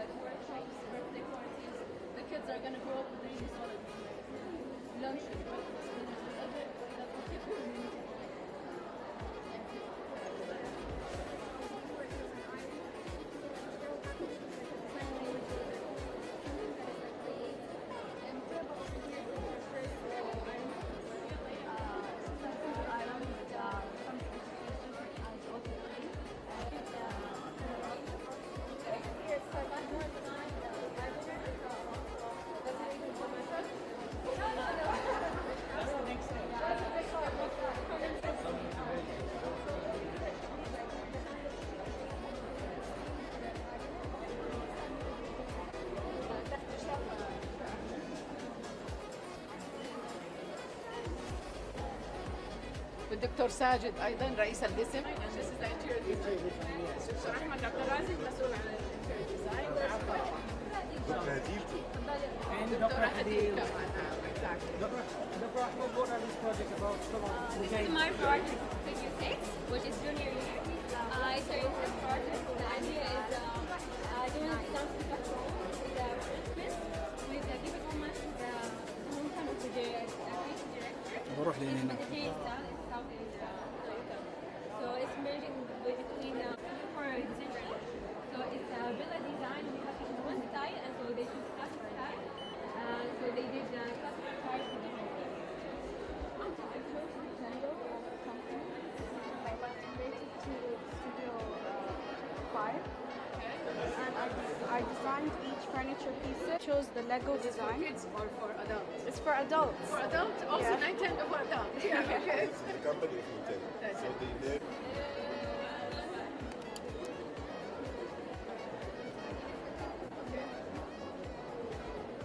أجهزتنا اللي احنا بنقدمها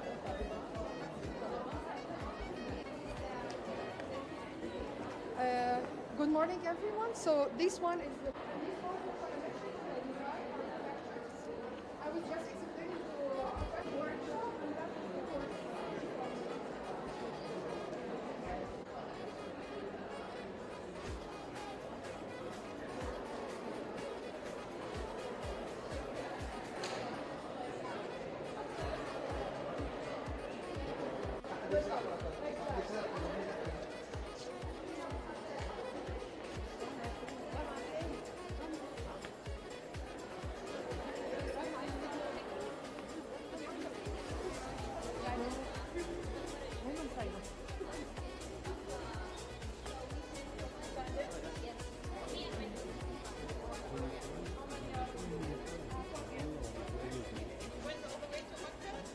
Fantastic. So you stayed there to do it, right? Here?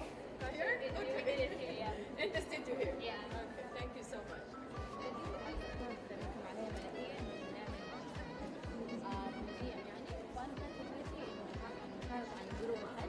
كانت فكرتي كانت انه اعمل حاجه موازيه مع اللي هي كيف الطرق اللي كل الاربع طرق كلها كانت تؤدي انه كيف اوفر تايم يعني كان تتطور في ايش الاربع طرق طيب؟ اللي هي درب زبيده ودرب اليمني المصري والشامي.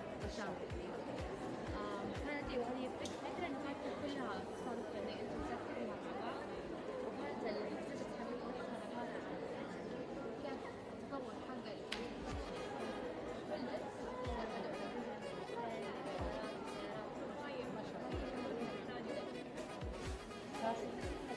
الله يديك الصحة والعافية. مشاعر.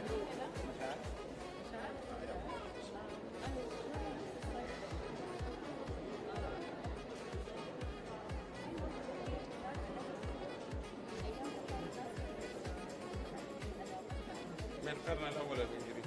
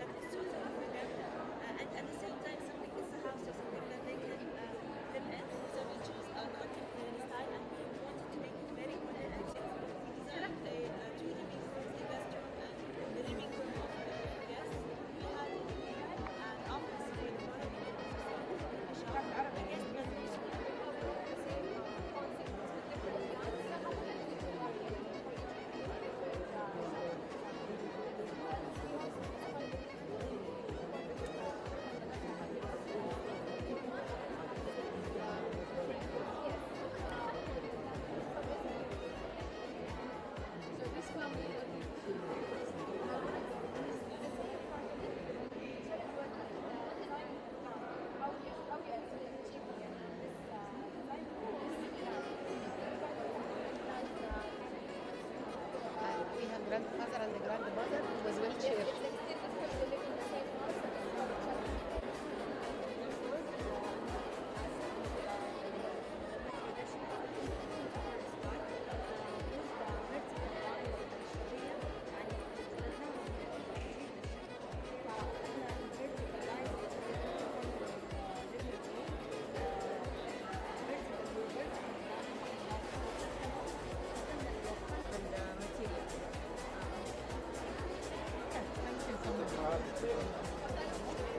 Okay, yeah.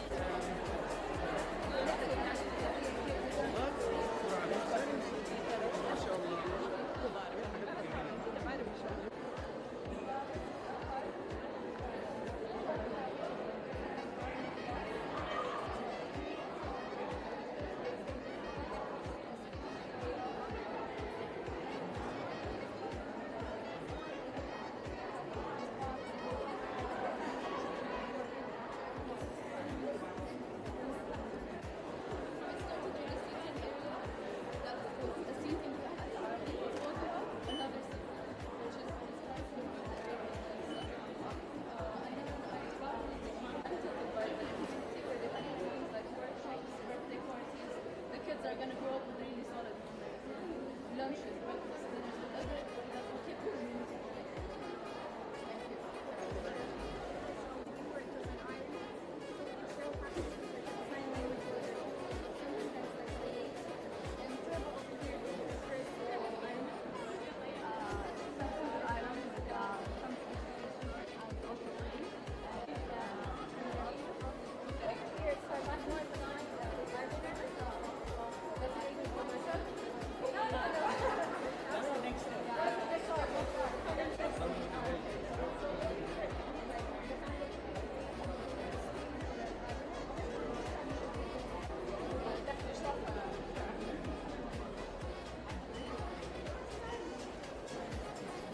والدكتور ساجد ايضا رئيس القسم. دكتور احمد عبد الرازق مسؤول عن الانتيريور ديزاين. دكتور هديل. Dr. Ahmed, what are this project about? Come on. This is my project, Video 6, which is junior year. It's a research project. The idea is doing design conceptual with the participants, with giving homage to the hometown of the creative director. So it's merging between for design. So it's villa design. We have one style, and so they choose classic style. So they did classic style for the home.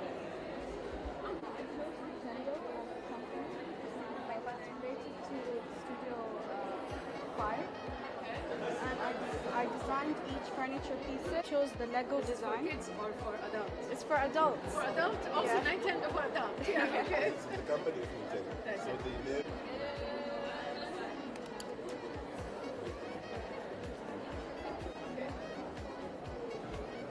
أجهزتنا اللي احنا بنقدمها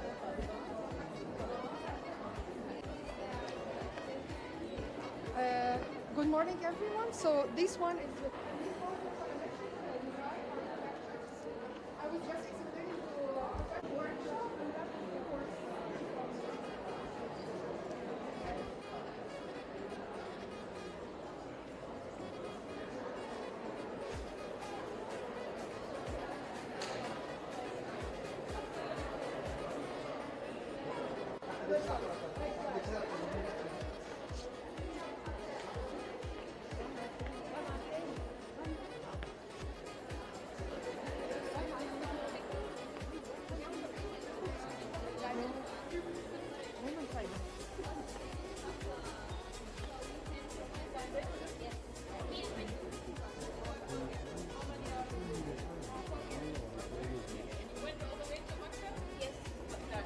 So you stay there to do it, right? So here? Okay.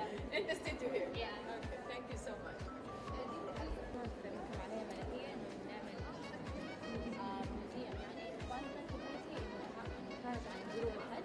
كانت فكرتي كانت انه اعمل حاجه ميوزيوم عن اللي هي كيف الطرق اللي بكل الاربع طرق كلها كانت تؤدي انه كيف اوفر تايم يعني كانت تتطور ايش الاربع طرق طيب؟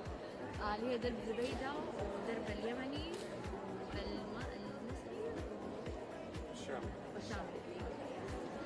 كانت هي فكره انه هاي كلها صارت انه انت تسافرها مع بعض وحتى الاكتيفيتيز هذه نفسها عباره عن كيف تطور حاجه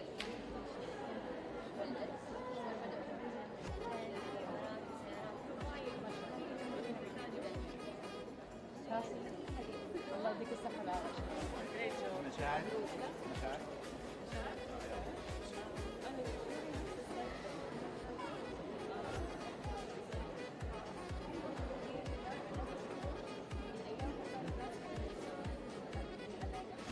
من القرن الأول الهجري.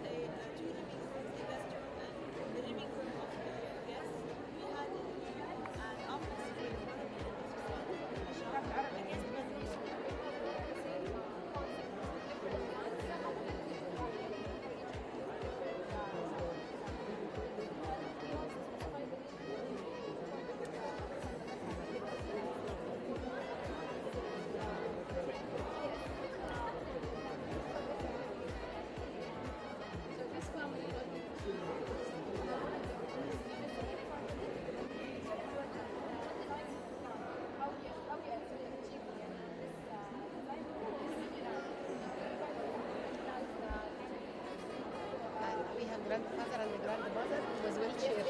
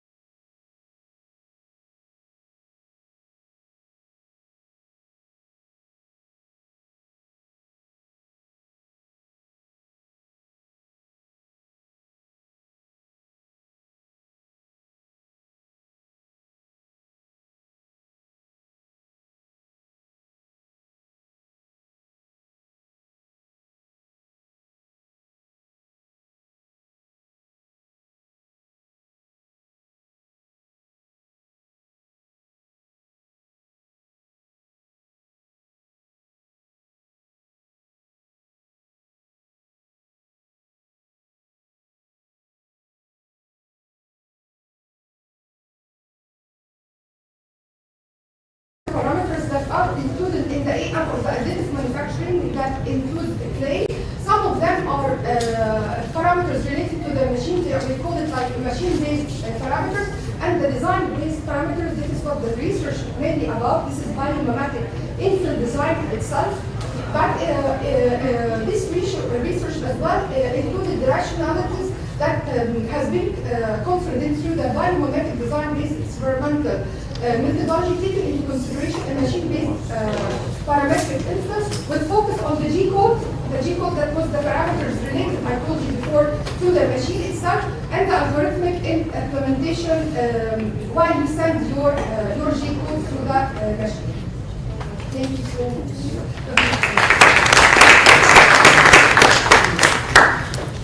Thank you. To sum up, this is actually impressive. I speak very quickly. Thank you very much. But I hope I have explained most of the critical parameters that's included in my research. Yes. So, how we need a question for the It's Dr. Sajid. Dr. Sajid can ask. if you don't mind, please. If you don't mind. Right. What about the time it takes for the clay to dry? Yes, I spoke before. One of the parameters it is the nozzle size, right? So the thickness and the overlapping and the multiple layer, it's one of the parameters you have to include. Like for example, if I'm going to do like two single line and they are overlapped together, then you do like 6 layers and you wait till it dries, and then you do the next. Because as you see here, the failure, because it doesn't dry yet, it's not dried yet, as you can see, so it's all collapsed. By the way, this is scaled with just a normal clay like the one we use in modeling. But when we work on scale 1:1, we actually have to print by day, by 4 layers. We can't exceed that. 4 layers by 4 layers. You wait till it's dry the next day, and you have to do some fast. In order that you give it some time to be like the foundation for the other layers. Yes. Thank you very Okay, much. answer the question. Is there any other question that we have to end of the session? That's good because we do have some finished today, so we have a chance to get some questions. Moving to the next presentation. And we have today Dura Afef. I'm next. Dura Afef Badran. She is a well-known researcher. And she will introduce herself and people, starting from the data. The adaptive reuse of all buildings between absolute abundance and conservation rules and possible applications for reuse or alternative use. So after you are going to present yourself, give us a brief bio, and then start your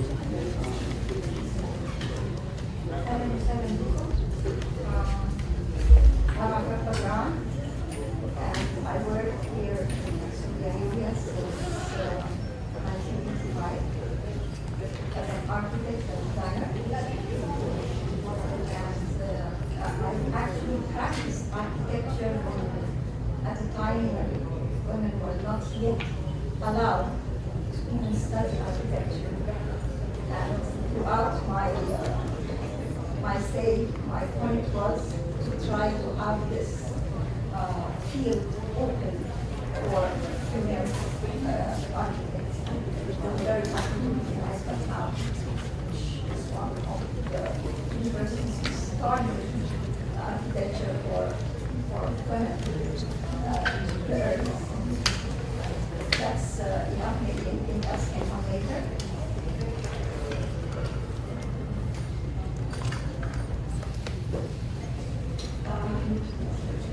Now, why I'm tackling this topic? Actually,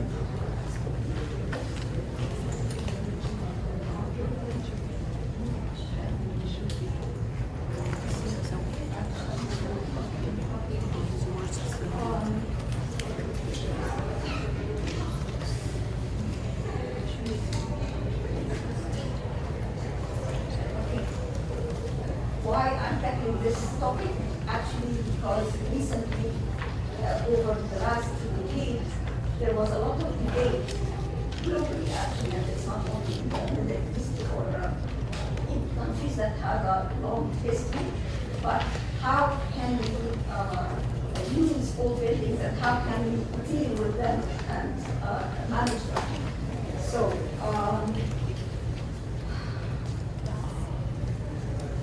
yes. So over the last century, there was a lot of debate regarding best measures to deal with monuments and sites, which led to setting principles of charters. The first was the Athens Charter in 1931, followed by the Venice Charter in 1964, when the International Council of Monuments and Sites was founded. In May 2004, ICOMOS organized the ICOMOS, which is the International Council I just mentioned, organized the conference, the Venice Charter 1964, 2004, and 2044.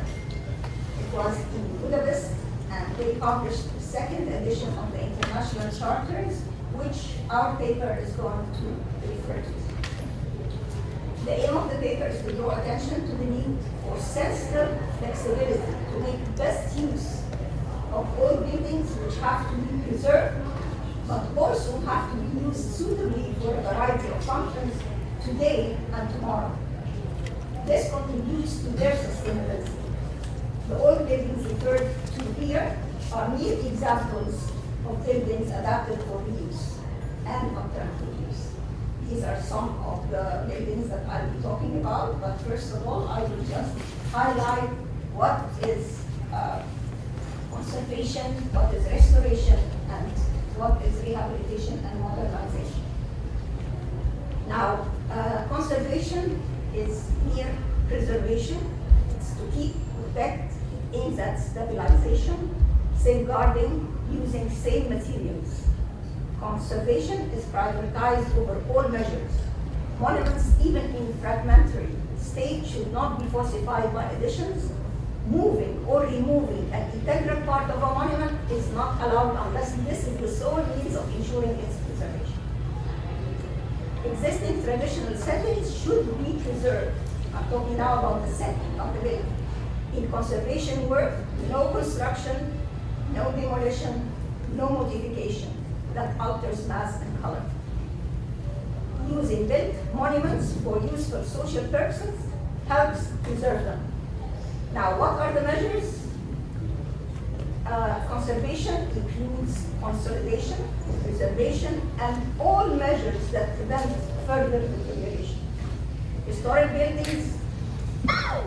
building ruins should be kept as found, valuing the scars of time. Stabilize without addition. Wherever intervention is necessary, traditional materials are prioritized. Wherever there are these are proven inadequate, use of modern material and technology is possible. The principle of reversibility is disregarded here. If any such method is crucial for saving any endangering fabric, like an intruding or damaging alteration, should be removed. Overroofing is possible even if it contradicts the nature of ruins. Ruins are better kept preserved under earth rather than having them subject to amateur excavation. Now, you will notice that I have some colors here. I wanted to differentiate between what is restoration and what is conservation. As you can see, the green line is the only thing that is common with conservation. Restoration is concerned with the overall appearance of a monument as a historic evidence and goes beyond preservation to reveal, to re-establish and accentuate values that have become hidden, disfigured, or impaired. Missing parts and other necessary elements can be added without detracting from the original building, its traditional setting, the balance of its composition, or its relation to surroundings. Again, original materials and authentic documents should be respected as in conservation, but what's here is that modern materials, practically proven better, can be used only with traditional materials proved inadequate. While necessary new additions must integrate harmoniously, they should also be distinguishable from the original. Restoration can also remove disfigurements only if what is removed is of little interest and what is revealed is valuable and intact. Decisions should not be impious, and restoration has to stop where guessing begins. Now the measures, restoration is only appropriate when stabilization and conservation are executed beforehand or at the same time. Additions are possible, but should be limited to the necessary. Traditional materials and techniques should be prioritized. This is again in green because it's common with conservation, and wherever the traditional material proves to be inadequate, the use of modern technology is possible. Their reversibility of damage-free removal must be guaranteed in this respect. Again, removal of disfigurement and revealing of hidden fabric are decisions that should not rest on an individual person. It has to be a team of consultants, because one person can be biased. If multiple important historic layers exist, adamant bias should be avoided. The valid contributions of all periods should be respected and prioritized over unity of style. The removal of a historic layer is only possible if of little interest, and the revealing of another is only possible if it is of great historic value and intact. Restoration conditions and measures, I'll just read just to summarize this. The existing evolved fabric should be respected as the historic state. So whatever you have now is supposed to be the historic state. Analytical restoration, which reveals all historic layers on a specimen, that's one approach of restoration, attempts to preserve all historic states in one part and or an element, but leave the rest as is. Monument function should be in harmony with the surroundings. Restoring asunder should be avoided. A window to the past that harmonizes mostly with the overall space is more appropriate and the better layer to expose than restoring back to the older and original state. These are very important principles so that when we come to discuss the buildings, you will understand where this is coming from. Now, completely new measure, and that is the rehabilitation and modernization. And there is a tendency to do this because we need these old buildings to function in our modern day life. So rehabilitation is a more comprehensive and far-reaching work than mere recovery. It involves massive interventions. The need for it arises from the need for new provisions, like the renewal of electricity, sanitary, AC, and all, and to revitalize or to change a building's function. The measures in such a case may not be primarily focused on the historic fabric and may sometimes go beyond rehabilitation to modernization. So modernization is the type of rehabilitation that is undertaken to accommodate a building to today's needs. Okay, now we're discussing few buildings. I'll start with the first one, which is in Saudi Arabia, and that is Al Masmak Palace. And it's, of course, Majdi vernacular tradition and materials, unbaked mud bricks with mud plastering. Dating back in 1860s. It was restored, rehabilitated, additives were added to the mud plastering to ensure durability, resistance to the elements. Deteriorated walls were reconstructed and electrical installations and heating and ventilation and AC systems were added. And you can see there is AC units and some of the restored walls and the restored triangular openings. Here I'm going to talk about the Nobel Prize Museum, and this is in Stockholm. It was first opened in 2001 in the former Stock Exchange building built in 1770s in the old town in central Stockholm. The building, which was designed by the Swedish architect Erik Palmsted in 1773-1778, maintained its outside appearance with only the necessary maintenance over the years. Now, from inside, only a few, only on the outside, only a few panels or banners are well set on the facade near the gate to denote the newly accommodated function and events. From inside, you can see that a lot of electric and technological installations has been put to just have the modern display. And also you can see here the mechanism. It was said to me, I'm not sure of this, but they said that this mechanism up there was actually from a textile factory, and they tried to put it, and these sheets, each of them has one laureate, one Nobel Prize winner. So it goes all the time while you're there, you can see one by one. So this mechanism was added to the old building. Now the roof, and I will not go through its history just because the time, you can read it any time. It's in the paper, but I will go to, in 1790, the revolutionary government opened to the public the Musée Central des Arts in the Grand Gallery. So there were many historical layers to the Louvre, okay? I wish to have gone through this, but I'm afraid time is brief. So, in the 19th century, Napoleon III inaugurated the Louvre, which was totally converted from a palace to a museum. In 1989, the steel and glass pyramids designed by architect I.M. Pei were added in the main plaza. You can see the pyramid, the glass pyramid, steel and glass pyramid in the center. And this is how it looks now. Now notice, this is a classical palace, and we have a steel glass pyramid from Pharaonic time. Okay, but again, the structure, whereas the form is Pharaonic, but the structure is completely modern. So you can see the allowances that the architects take. And you have in this picture an inverted glass pyramid. So this is going again to a different level.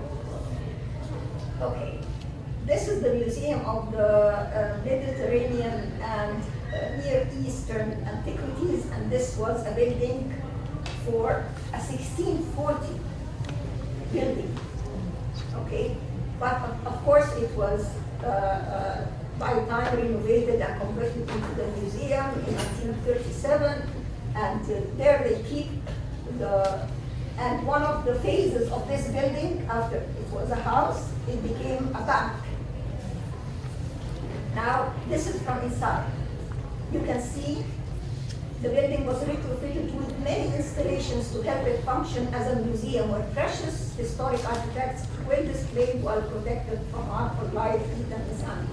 Some of the exhibition installations and pavilions seem temporary. Some display compartments are modern and of deconstruction design. The display pavilions in the central atrium of the building is an example. This is one part which I found very interesting because it was a bank. It has a treasury room with a door, a security door. So they put in that room the Egyptian antiquities. When I went there, I was very fond. Okay, these are the Egyptian antiquities, and they made a security door for it. And then I learned it was a bank, so the security door was often another bank. Okay, and this is the museum, the Gare d'Orsay. You all know the Gare d'Orsay, the railway station, and it was transformed into a museum. Now, this is in Paris, and The style was Beaux-Arts style, and it was built in 1900. The electric train continued to run from there until 1939, which is the time of the war. Notice, during the time of the war, it served as a parcel shipping center and a prison for war prisoners, and then a film setting. And then after a competition, it turned into this museum, and in 1978, the Italian architect Gay Aluti was commissioned to do the transformation. Now this is the building from outside. Look from inside. It's a railway station, okay? Here it is. You can see it. And there it is. Okay, a museum for art. The last building I will talk about is the old post office building, Aqaba in Cairo. Aqaba is in central Cairo. Over the years, the building deteriorated and was repaired and restored more than once. In 2020, the building needed restoration again, but it also needed to be rehabilitated, renovated, refurbished, and everything that needs to be done with, as well as reorganization of employees in the space. The aim is to meet the increasing demand of the growing number of public more efficiently, rapidly, and comfortably. And this is how they treated the central courtyard to avoid or to control temperature, noise, and air pollution. More natural light and ventilation needed to be ensured, more greenery and natural aesthetics needed to be incorporated. This has become more important with the increase in heavy traffic in Aqaba, which is a main plaza in Cairo, and also due to global warming.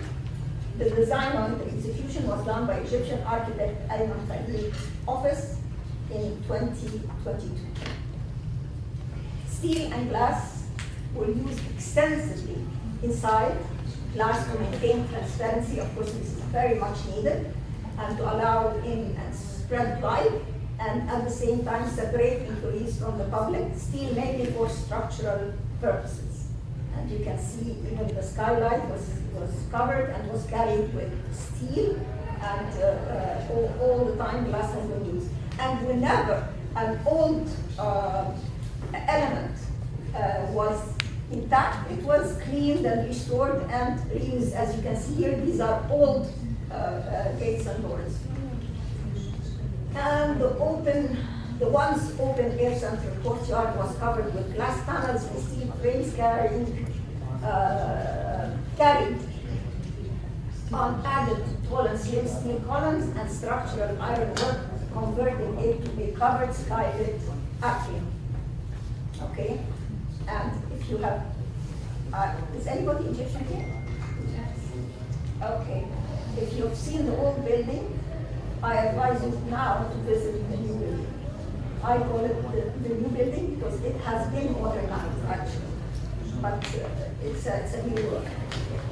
As a conclusion, at a time when sustainability has become a pressing requirement, it is important to exercise more flexibility and more trust in the professionals in revitalizing old buildings for reuse or alternative, allowing them to conserve when possible, to restore when possible, and to rehabilitate, retrofit, renovate, and modernize when they agree as professionals about best options and when it conforms with national, social, and economic interests. That's it. Thank you. Thank you very much. And I agree you will leave the questions to the end of all presentations. Next presentation will be online.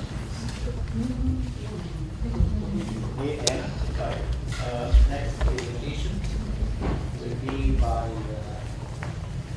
Dr. Rania Ibrahim, Dr. Mariam Abubakar. Title of the paper will be Walking Between Walls.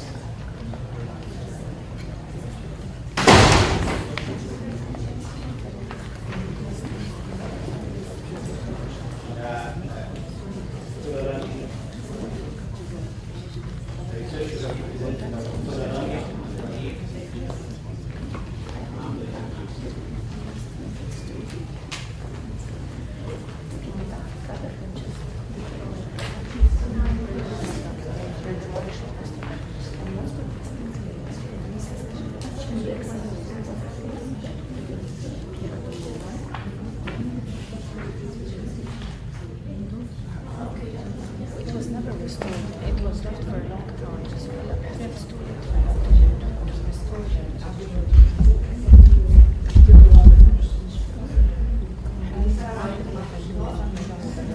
I'm Rania Ibrahim, Nasruddin. I am Associate Professor at Faculty of Engineering, Cairo University, and Arab Academy, Science and Technology in Egypt. I want first to thank the University and the scientific community for their effort, and I will present today my presentation. It's titled "This Walking Between Walls."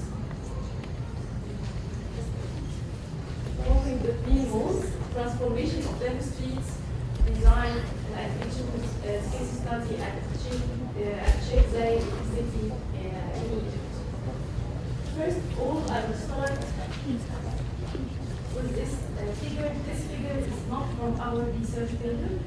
It's just, we consider this as a catalyst for our research.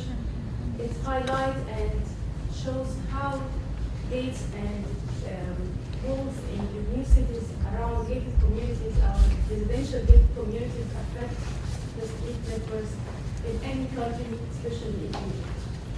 So we see here the two figures. The first one here is a non-gated community, and here is a gated community. So you can see here the difference between the street pattern and how it affects the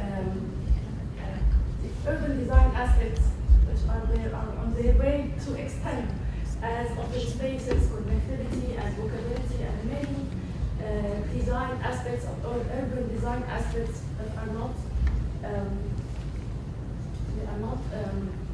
shown when there is gated communities or walls. So we start our research with this picture. This picture shows one of the case study of dead streets.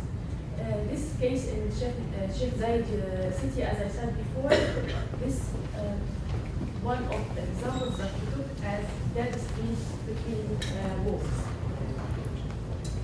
The research outline, we started first with a research question, how to measure street livability, and what is the impact of gated communities on the street livability, and how to transform dead streets into livable ones, so designers and real estate developers can develop this dead streets to live in. Then our research consists of two pre-integrated phases. Phase one, we started with reflection review about the definition of livable streets and the characteristics of livable streets. Then we summarized phase one by indicators how to measure livable streets. Then we moved to phase two, we chose two case studies at Sheikh Zayed city, and we started to measure street livability there. And the third phase, we started to suggest some guidelines for designing livable streets. We start first with the meaning of livable streets. What is the meaning of livable streets? As you know, in livable streets, there is no specific definition for livable streets. Some references call it sustainable for all people. Others said livable streets accommodate different areas. Livable streets with pedestrian oriented, or safe, or have diversity of uses and density.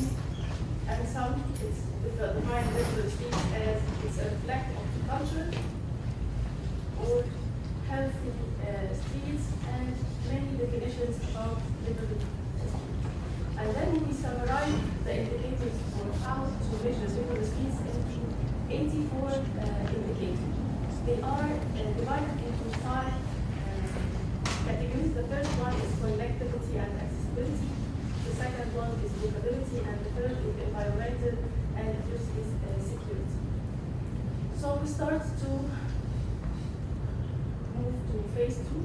We select a case study and we start to measure street livability using the 84 indicators. But first we ask why we choose Sheikh Zayed city. We choose Sheikh Zayed city as one of the latest new Egyptian cities. and it's almost completed. Zayed City has more than 28 gated communities, and they are highlighted here on the map. And most real estate developers investigate in Sheikh Zayed, and it's highly demanded in the region. And the percentage of gated communities is almost 50% of the total area of Sheikh Zayed as well. Then we put as selection criteria how to choose the case study inside Sheikh Zayed City. We started criteria, six criteria to how to choose these streets. We select locations. This street should be live between two gated communities. Number two, street style is residential connectors. Number three, street level or width is the same, and the design the same. We have no service roads, and the length approximately the same. And we choose two different land uses. The first one is a street between two residential communities without any choices, and the other one between two gated communities, but there is some mixed use of educational activities and as an international street. And we started to measure the livability of both streets. The first one here is here between two gated communities, and this is the international school. And the second one is here between two gated communities without any mixed use or any other uses. We started our method for data collection. We use two methods for data collection. The first one is field trip. We make them field trip divided between weekends and days and weekends, between night and day. We select 4 trips made on weekdays, and 2 trips at day and 2 trips at night, and 6 trips at the weekends, and started to measure the 84 indicators. And here we try to trace the layout, section, and the document, landscape, lighting tools, pedestrian walk, pedestrian streets, or landscape, everything in the street. We try to document this 2 case studies. But I will start to introduce the second case study because of the time limit. This is the second case study. This is the street, and this is the international school, and it's a mixed-use building between the gates of one of the streets. And we try to document pictures and day and night. We started to measure the indicators are, as I said before. The first one was density and diversity. We started to document the difference in use, as I said. This is the picture of the educational school, and this is outdoor activity. It was like a supermarket or a cafe, and outdoor activities in this street. There is a diversity in housing prototypes, so there is a diversity in housing density and the plot area. We tried to document connectivity and accessibility, and it was found 26 indicators. We tried to measure these indicators, connectivity between the 2 sides of the roads. Then the third point was walkability. It was divided into 6 different sub-indicators. And we tried to measure all these indicators, as I said, in 10 clips, environmental, and the last point was security.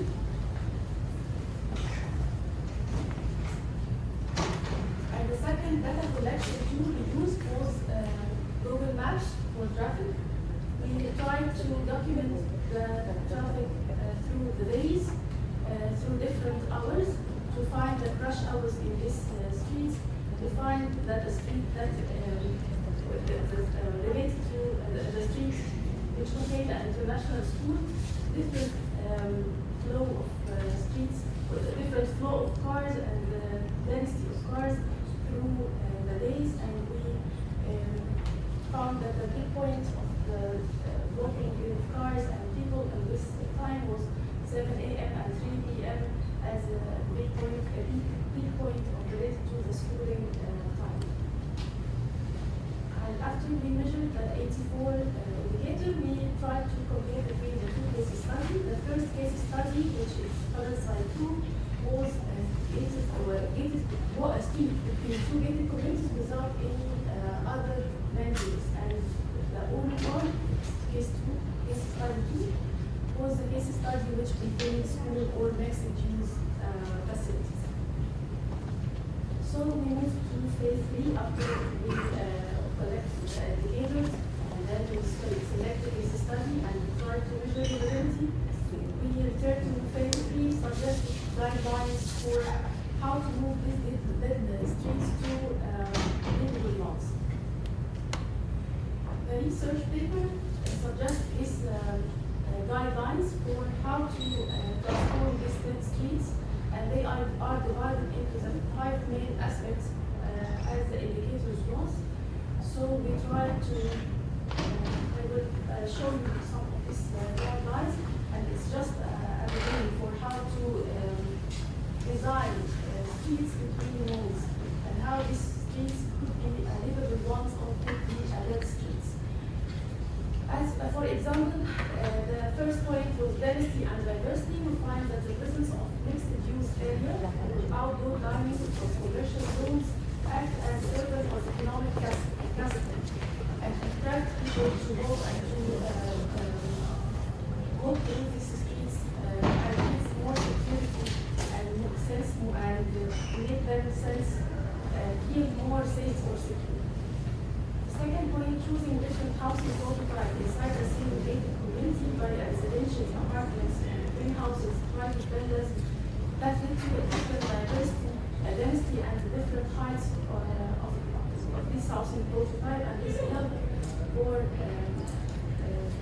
as I said, different density and attract people more for go through these streets.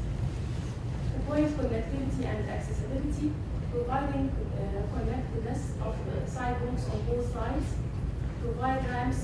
There's no ramps in the streets that we document, using sensors design elements to ensure and attract people, ensure sidewalks, provide clear wayfinding and where they are continuous, connecting people to the destination or not just to dead ends. Adding bus stop was one of the missing design aspects in these streets, and how to connect these streets by public transportation. Removing obstacles as electric boxes or unmaintained trees as the picture shows. And one of the main components that's very important in the street furniture and hardscape is most streets and many streets in our new cities, especially in Egypt, there is no street furniture. There is no benches or changing features or landscape, and this may make people do not walk up, attract people to walk in these streets. Decreasing the length of fences and walls by adding controlled gated to increase connectivity and accessibility. Adding parking buffer, as the picture shows. As for example, it's not for my design, but as an example. And for walkability, providing landmarks and providing a hierarchy accessible open spaces. This is two streets. There is no any public spaces or open spaces connected to. So it's one of the important points to think about what are the open spaces in these streets and how to connect open spaces, adding hardscape elements, border center, and so on. And we started to propose just a zoning. It's not a design. As our paper aim is to suggest some guidelines. But we started to just think about zoning. We started to redesign these streets, what we could do, how to transform these streets from dead ones to livable ones. So we started to suggest a buffer zone and pedestrian zone, furniture zone, bike lane, and how to attract people to walk, as I said, in these streets. Conclusion, this paper aims to propose some design recommendations for how to transform the streets, as I said, These indicators did not only help the study, but it may be a tool for designing the gated communities and the gates and I want to say الأجزاء الملاصقة للأسوار في gated communities, and how the designer could add some facilities as educational or commercial zones at the gated community and act as I said, a catalyst for people, as economic catalyst or urban catalyst.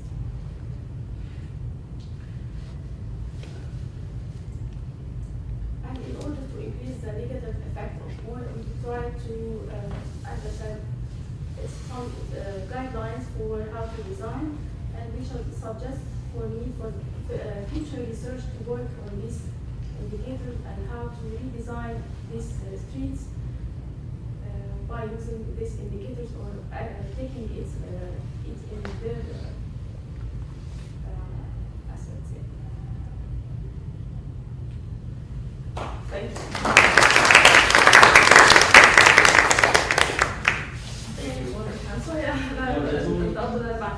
No, thank you very much. That was interesting presentation.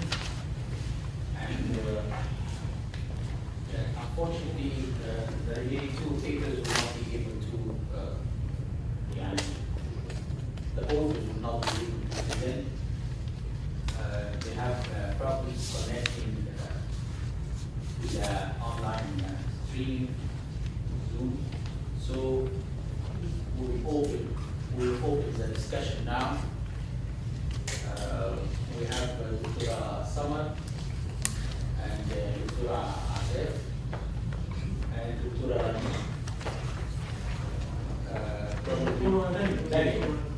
Dr. Rani, Dr. Dalia is the second author and she's not here. Oh, she's not here.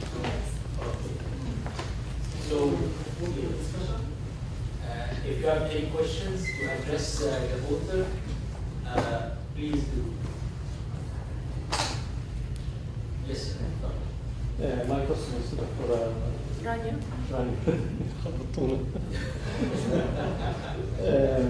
The fact that there is like 50% of people in a given city living behind walls is something that is very alarming.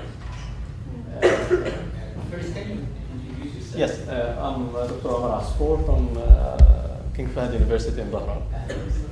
And I live in a gated community, which is the campus actually. And one of my recent research was about the impact of COVID on gated communities popularity. Now, it is expected worldwide that gated communities will become more common because people think that they are more safe of infection, at least inside or behind these gates. But your case study is in Egypt, and you mentioned that around 50% population lives in the gated part. What's the reason? Is it, are we expecting, for example, in 10 years, 20 years, to see that 70%, 80% of people will live behind walls in urban contexts? Do you think this is healthy? The formal policy should try to look at this as something alarming or not? How do you comment on this? Can I answer now? بشكر حضرتك الأول على السؤال. أنا أعتقد إن أكثر من 80% هيبقوا عايشين في جيت الكوميونتي لو إحنا بنتكلم على الفترة اللي قدام. كان واحد من أهداف البحث إن ظاهرة الجيت الكوميونتي مش هتنقرض، بالعكس هي بزيادة. عشان كده كان واحد من أهداف البحث طب أنا ممكن أحسن الشوارع اللي حواليا دي إزاي؟ الشوارع هتنتشر بنفس المعاملة بنفس الطريقة، هنفضل الناس مش حوالين حوائط سد. فبالتالي الشوارع دي هتفضل ميتة للأبد.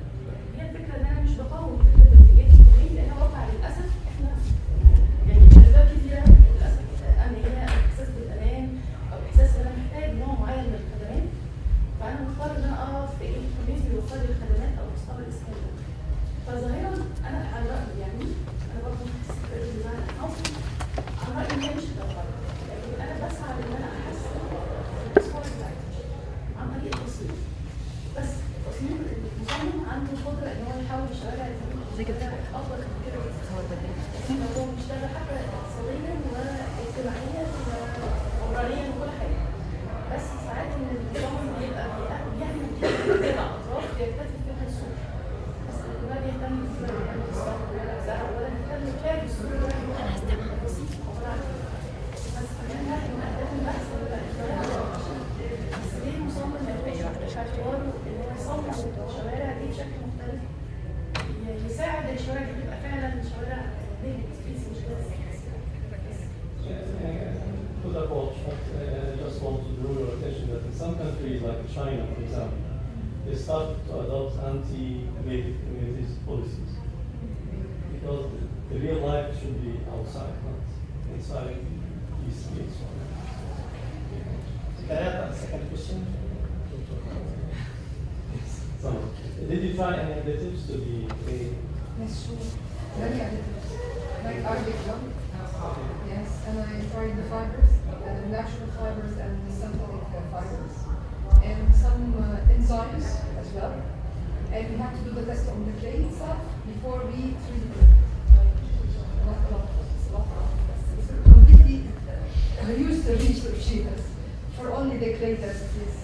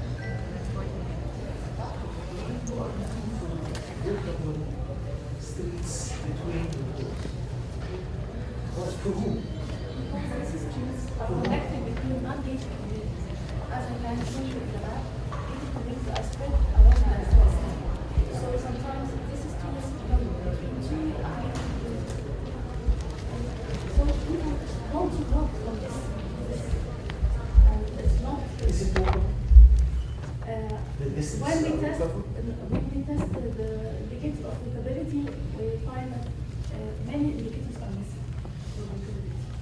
But it's we need it to be workable. Even for cars, it's unsafe streets. Now it's unsafe streets. Before putting this light poles, it was dark streets and even cars do not want to pass through. I've been to Shazad once, but I noticed that it cannot work because this vast distances. Services are scattered. Not all Shazad. Shazad have a very variety of housing prototypes and housing classes, even housing classes. Gated communities and villas and very high income housing and very low income housing. Both are there in the Shazad. Yes, but selecting the gated communities without any criteria make it merged together. Gated and I mean, you are looking for to connect low-income housing to international schools. No, it's a street. It's and it's connected But between two districts. international school not for low-income Yes, housing. but can I show you in the on the map? Can I show the map again? Yes, sure.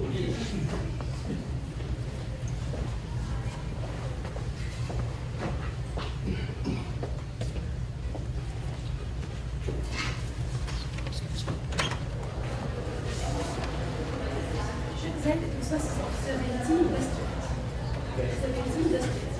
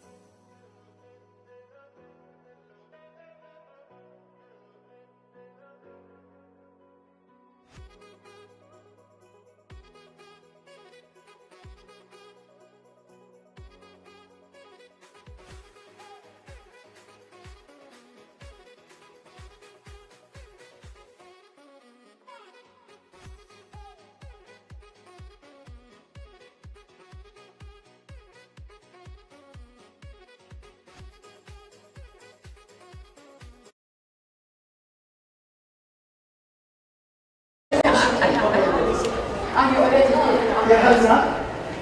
أيوة Yeah, we're good. We're good? أكيد؟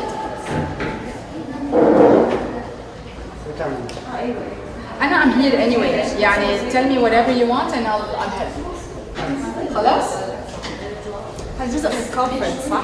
ها؟ هذا جزء من الكونفرنس صح؟ لا هذا السيت اب حق الورشة بحرية. ايوه هلو جزء من الكونفرنس. يس تابع للكونفرنس. It's your fault. You messed up everything. So?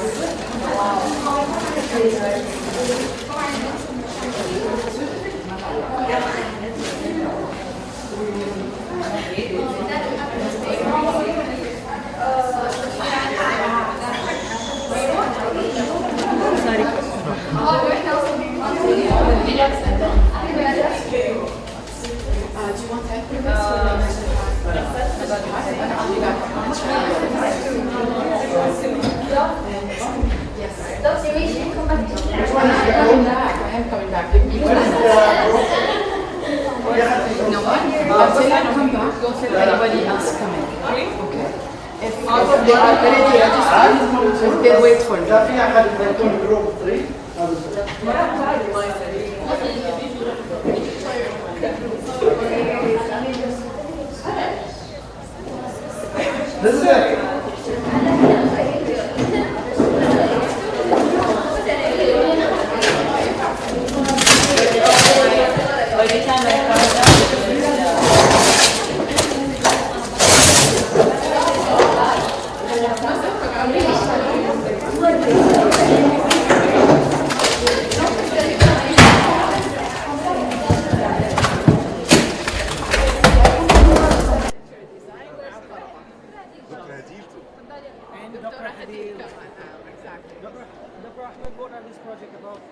This is my project, Figure 6, which is junior year. It's a retail project. The idea is doing a design for the home with a French Mint, with giving homage to the hometown of the creative director. بروح لهنا. The J style in South Toyota. So it's merging between for design. So it's Villa design. We have to choose one style, and so they choose classic style. So they did classic style for the home.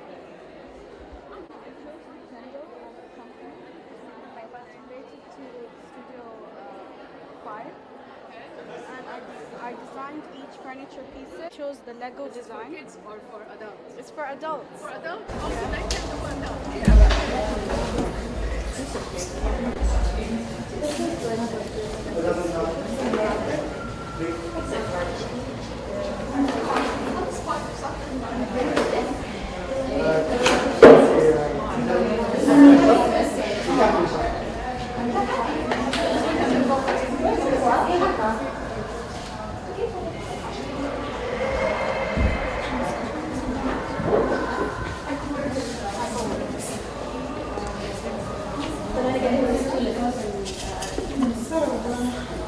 Okay.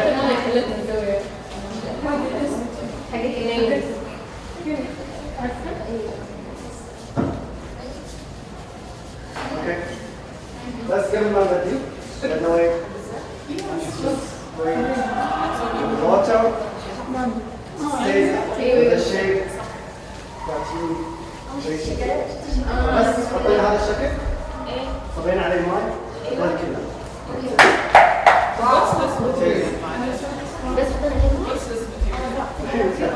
عايز اعرف اوكي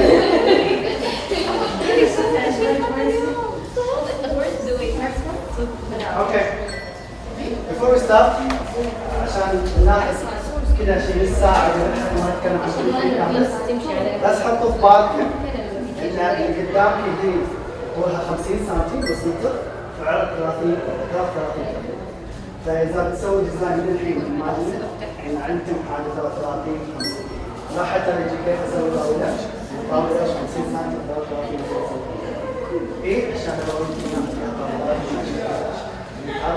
لكن قريب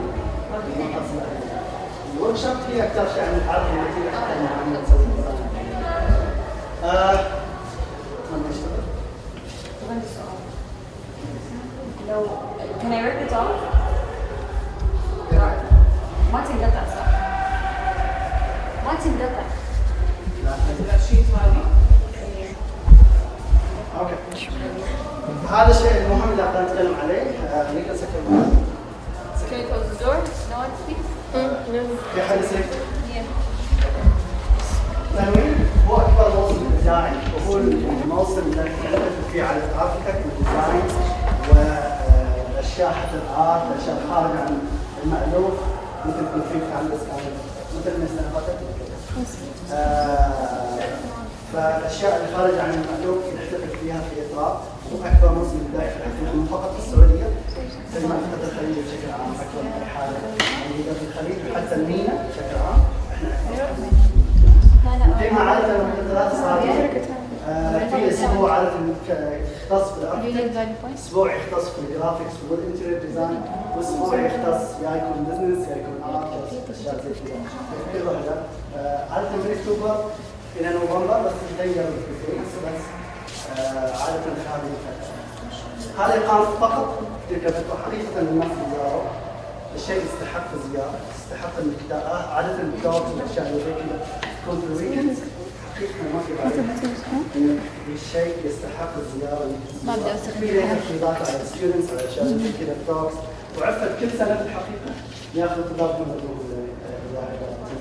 فاحنا مرة سعيدين مع ان عفت تجيب طلاب في ايضا تحديات تنمية وهذا الشيء اللي احنا بنركز عليه واحنا جايين فقط وعشان الورك شوبس اكثر ما تحديات تنمية تحديات تنمية تكون طوال السنة طوال السنة في تحديات تنمية تختص كل تحدي يختص بشيء في تحديات عن الاركتكت تحديات عن الانتيريور ديزاين تحديات فالاوت كامز حقاتها مثلا هذا تقريبا طوله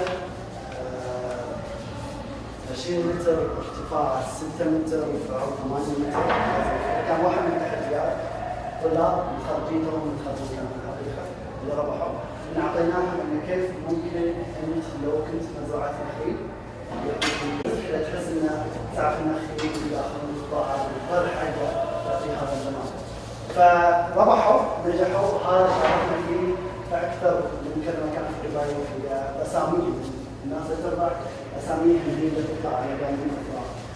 هذه السنه ربحوا بالكاربورد كان كيف تقدر تبني مبنى بالكاربورد فنجيب لهم الناس من الخارج يدربون على كيف ممكن الكاربورد يكون قوي يستحمل الاشياء زي كذا بنينا لهم تقريبا 20 متر اعتقد 8 متر زي كذا كاربورد والفك وتقدر تراك فالحلول الابداعيه في اخر شيء نتكلم عنها قبل ما نروح للورك شوب الحلول الابداعيه في كيف سولوشنز في احد يعرف ايش البي ار؟ فيرتشوال يس احنا عندنا في اختراع المرصد هذا يتعلق بهذه العوالم لو عندك حل عبر هذه العوالم او حتى شيء يحسن تجربه من خلال هذه العوالم احنا في اقراء ندربكم شهرين الناس المختصه بالتالي نعطيك مال عشان تصير ستارت وتقدر تحضر هذه الورك شوبس يعني ما تحتاج تحضر اسرع وعاده نختار كذا السنه قبل هذه كان 30 وخلينا طريقات سوينا عن النار بس جربنا 30 شخص على كل حاجه اشياء ما تتخيلوها تسلا سوت هي الوحيده موجوده في المملكه عندنا اشياء جيم ستوديوز السبسكريبشن حقاتها اكثر من 100,000 ريال واحنا نعطيها الناس اللي يشاركون في كريتيف سولوشن. فهذه الاشياء اللي تشاركوا فيها هذه السنه عندنا 10 في الحقيقه. والباي ذا واي الناس اللي شاركوا في بعضهم افلام في بعضهم في كثير منهم نومينيتد على انه يروحوا جوائز عالميه. فالحين احنا قاعدين نستنى واحده اللي انتسبيت دورين كانت قدمت الجائزه في هولندا عشان الافلام حقت البي ار. وفي الحقيقه حاليا احنا قاعدين نستنى she's nominated. اعتقد بس بشكل بسيط عن الاثراء احنا نقدم 25 ورك شوب زي ما قلت انا باك جراوند حق الصحافه. فانتم تسالوا صحافه ليش نجي بس في الحقيقه انا نقدم 36 ورك شوب انا ما اخذ الفاينل تكنيك لان انا احب الاشياء. اعمل سلاش كومنت سلاش ارتست. Jonas, by the way, I worked in Reuters, if you know anyone who knows Reuters. No. Anyway. All the good news comes from Yeah. all the good news. Yes, huh? thank you, Yeah. thank you. Yeah. It's like saying it for 2 years.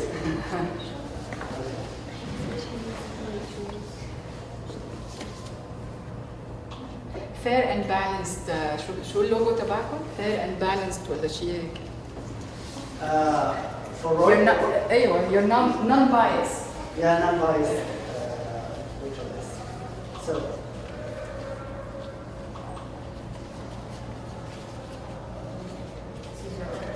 Yes, this is my artwork.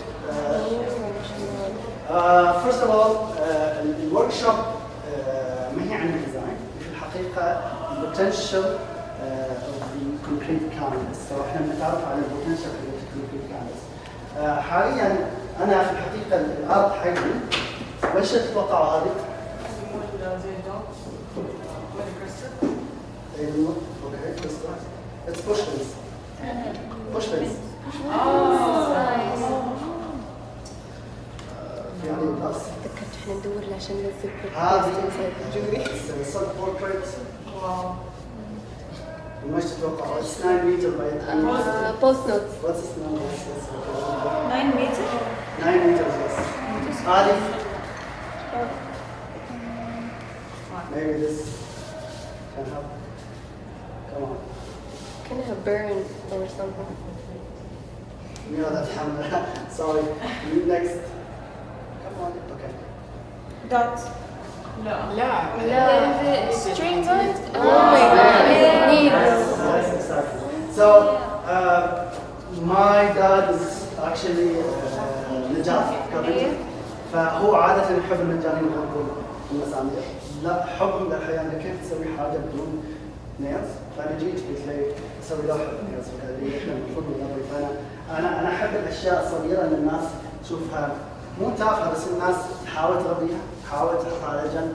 انا احاول ابرزها ان في الحقيقة هذه الاشياء في لها جمالية ونحن نقدر نطلع بهذه الاشياء الصغيرة، الاشياء اللي الناس تحاول تربيها فيها لها جمال. فهذه مثلا في اسبان في الحقيقة هذول ثلاث لوحات موجودين حاليا في اسبان.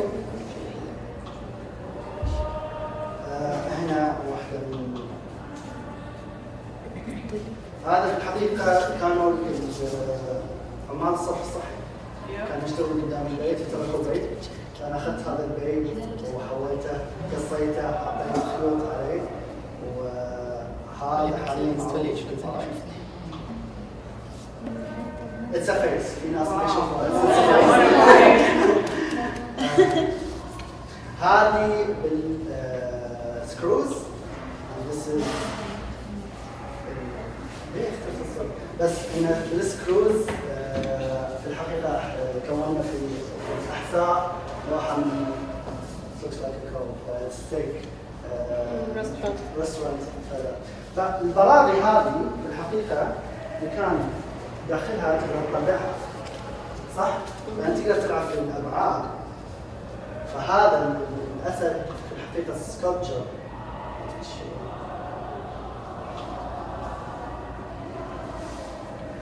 إن شاء الله. أوكي. هذا مكون من 45 سكرو. all different types. So 45 واحد صراحه في the first 3000 I was like yes. لما توصل الرقم 7000 screwed. بس يعني the other staff there ايضا حليب لحم فانا احب في الحقيقه استكشف الماتيريال، استكشف الالعاب، احب الالعاب. انا دائما في اي العاب في المكتبه اسوي نفسي هناك اروح العب عن 3D printers اشياء كذا خارجه عن المألوف كلها العاب فيها. واحب استكشف الامكانيات.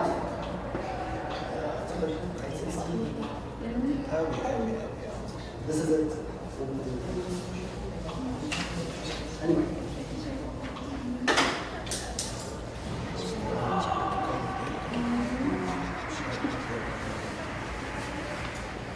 فاليوم نتعرف على البوتنشل حقات الكونكريت كانفاس.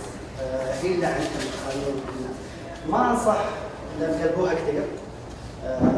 بنحكي ليش ما انصح نقلبها كثير. في عندنا صغار اذا احد يبغى يلعب فيها. اعطيهم الالعاب هنيك. والله نحن برا. إذا نلعب فيها. بس خلصنا بس يس هذه. أول حاجة نتعرف على الموفمنت اللي سوتها البوستر اسمها ماتر تهتم بالعلاقة بيننا والعلاقة بين المباني والجسور واحنا كيف علاقتنا. هي تهتم بالأشياء كيف ان الجسر ياثر عليك او البلدن اللي انت تعيش فيه ياثر عليك وكيف ان احنا مثلا ما نهتم فقط في الماتيريالز. احنا ما نعطي اهتمام كثير لهذا الماتيريالز. نتكلم حتى كيف ان هذا البلاستيك احنا ما نعطي اي اهتمام. ما كنا نلغيه من حضورنا حاليا وهو في الحقيقه الشيء المفروض ما نلغيه من حضورنا. فمتى يهتموا ان كيف نوصل نستخرج اكبر فنيين مو استخراج من الارض، كيف نستخرج الفعاليه حقتها، كيف نستخدمها بالشكل الصحيح او الفول بوتنشل حقتها وحتى طرق غير اعتياديه. حقيقه كل عصر كان في له ماده من الستون ايج. كان في الستون يستخدم الستون ياخذ الستون يستخدموه كمواد القص والاشياء فسموهم ستون ايج. في عندنا احنا التون الكونكريت ايرا اللي كانوا يؤمنون بالكونكريت، كانوا نشوف بلاك كونكريت في المكان، كانوا نشوف حتى احنا حياتنا. We're full. Yes, we are at full capacity. I'm sorry. Can you just take a chair and join? Do you mind? There is not enough materials. You can't join. We'll just watch, okay? Yeah. It's okay. Thank you so much. Do they speak Arabic or? لا كله بيحكي عربي. Oh, okay. عادي كله بيحكي عربي. عربي. Yeah, it's fine. Because I can't switch if it's. لا يلي انت مرتاح فيه. Yeah, it's fine. فكيف ان الماده هي قاعده تعرف الانسان اكثر مما الانسان قاعد يعرف الماده اللي هو يستخدمها قاعده تعرفها. فحتى اللاك ماتيريال مثلا تكون ما عندك ماء. احنا الان من زمان من بدايه عصرنا الى اليوم ما تجربنا لازم نتحارب على الماء. ففقط وجود الماء كان جدا مهم فلازم نتاثر فيه. للحين باي ذا واي لما انت تقعد الصباح تروح الماء وجهك ماء بارد يعطيك الكولنس. فكيف ان الماء تقدر تاثر عليك تحرك في الشعر. واشياء في الحقيقه احنا ما نهتم فيها. يعني احنا على كثر المواد اللي احنا نعيش فيها احنا حاليا نكتشف في اكثر من 160,000 ماده يونيك في العالم ولازم نكتشف اكثر واكثر واكثر. لكن احنا على كل هالاشياء اللي سراوندد احنا ما نهتم الا بالاشياء البيج ستاف. فمثلا انت لو تركب سياره اللي يهمك كرسي، راديو، ستيرنج ويل، يمكن كفرات. بس لو اخذت هذا البري زي ما اسمه ممكن ترفع الراديو ذاتس ات زين. فاحنا ما نهتم بهذه الاشياء الصغيره اللي هي ممكن ان تاثر علينا في الحقيقه. الاشياء اللي هي ففي بعض الماتر كذا تتفق ان احنا المفروض نطلع البوتنشل كام من هذه المواد ونستخدمها بالشكل الصحيح ونستخدمها فقط. الحين البلاستيك حقيقه نستخدمها بشكل كبير، وفي بعض الناس ان بلاستيك ايرا، احنا نسميه بلاستيك ايرا لان البلاستيك اكثر من ماده موجوده في المحيط، البلاستيك اكثر ماده موجوده في مباني والاشياء اللي نستخدمها في الكوبايات كم بلاستيك، فبعض الناس يسمونها بلاستيك ايرا. ففي بعض الناس يقولوا ان احنا في الحقيقه لسنا ماديين كفايه. لو في احد يعرف وش يعني تعرف وش المقصد من احنا ماديين؟ ان احنا نهتم بالماده وش عندنا وش كذا، بس هو استخدمها بشكل لطيف في الحقيقه. يقول احنا ماديين كفايه ان احنا ما نحترم الحقيقه الماده اللي عندنا. لو انت تحترم الماده اللي عندك فانت مادي تحترم الماده اللي عندك. الكيس البلاستيك لازلنا الى زمننا هذا نستخدم كيس البلاستيك استخدام واحد ونرميه، لازلنا هذا. احنا في جده، انا في الشرقيه في الحقيقه، واكل من فيشنج فيلج، فاكل سمك 5 ايام في الاسبوع. حقيقه 5 ايام في الاسبوع هذا اكل. السمك هذا ياكل البلاستيك اللي احنا نرميه في البحر. وعلميا اثبت ان احنا السمك يتحول الى لحمه شيبس بلاستيك، وانت لما تاكل سمك انا اكل بلاستيك. فعلميا اثبت ان احنا قاعدين ناكل بلاستيك. وليش؟ لان احنا نرمي البلاستيك. ما في احترام لقيمه هذا البلاستيك اللي هو في الحقيقه تشوفه وان تايم يوز، لازلنا نستخدمه. هذا انا الحين وان تايم يوز، اتس gonna be thrown away. ما حتى اتس not gonna be recycled. تشوف اتس not gonna be recycled. By the way, كثير من الاماكن تشوفوا ان بيبر بلاستيك، تشوف تفتحها تشوف انه one bag one huge bag لان اتس نوت ريسايكل. لان بس يبغى يحاول ان انت قاعد تسوي شيء اكثر من المفروض تسويه، لكن في الحقيقه ما قاعدين ننتج. كثير من الجمعيات اللي تقول لك احنا ناخذ البلاستيك، هذا حقيقه من ريسيرش احنا سويناه في اتفاق نبغى نسوي ريسايكل البلاستيك، كان صعب ان نسوي ريسايكل البلاستيك. ما تصور كيف انه صعب نسوي. لما تتبرع بالثياب تعرف وين تروح؟ تروح دبي. ما في عندنا ولا مصنع في السعوديه ريسايكل فابريك، ولا مصنع. عندنا كم ريسايكل فابريك؟ في 1500 واي اللي كان ريسايكل in small ways, compress them. It's a block you can use it in anything basically. بس ان هذه الاشياء الفابريك عندنا اقنان واقنان من thrown away، حقيقه thrown away، واحنا ما عندنا اي منطقه ان نسويها ريسايكل. I'm sorry, I want to add something على هيدي الفكرة، فكرة الريسايكلينج. إنه أحياناً فكرة الريسايكلينج بتصير عبء على الدولة اللي هي تريسايكلز. فمثلاً ليتلي تركيا is suffering because of بتشتري الجاربج من بلاد تانية على أساس إنه هن they would recycle it. So it ended up on the streets in the poor neighborhoods بدل ما تكون recycled وبدل ما تكون sorted properly. هن بيستفيدوا منها، الدولة بتستفيد منها financially لأنه اشتروها، yet it's not going anywhere. So there is something, a missing link in it. What's the problem? لا exactly في أطلمت من government مثلا report this في agreements لأن إحنا المفروض نشتري هذا الكمية نرجع نريسايكل this. بس إن the actual thing is not where does it go eventually? هي هيدي it's a big question still.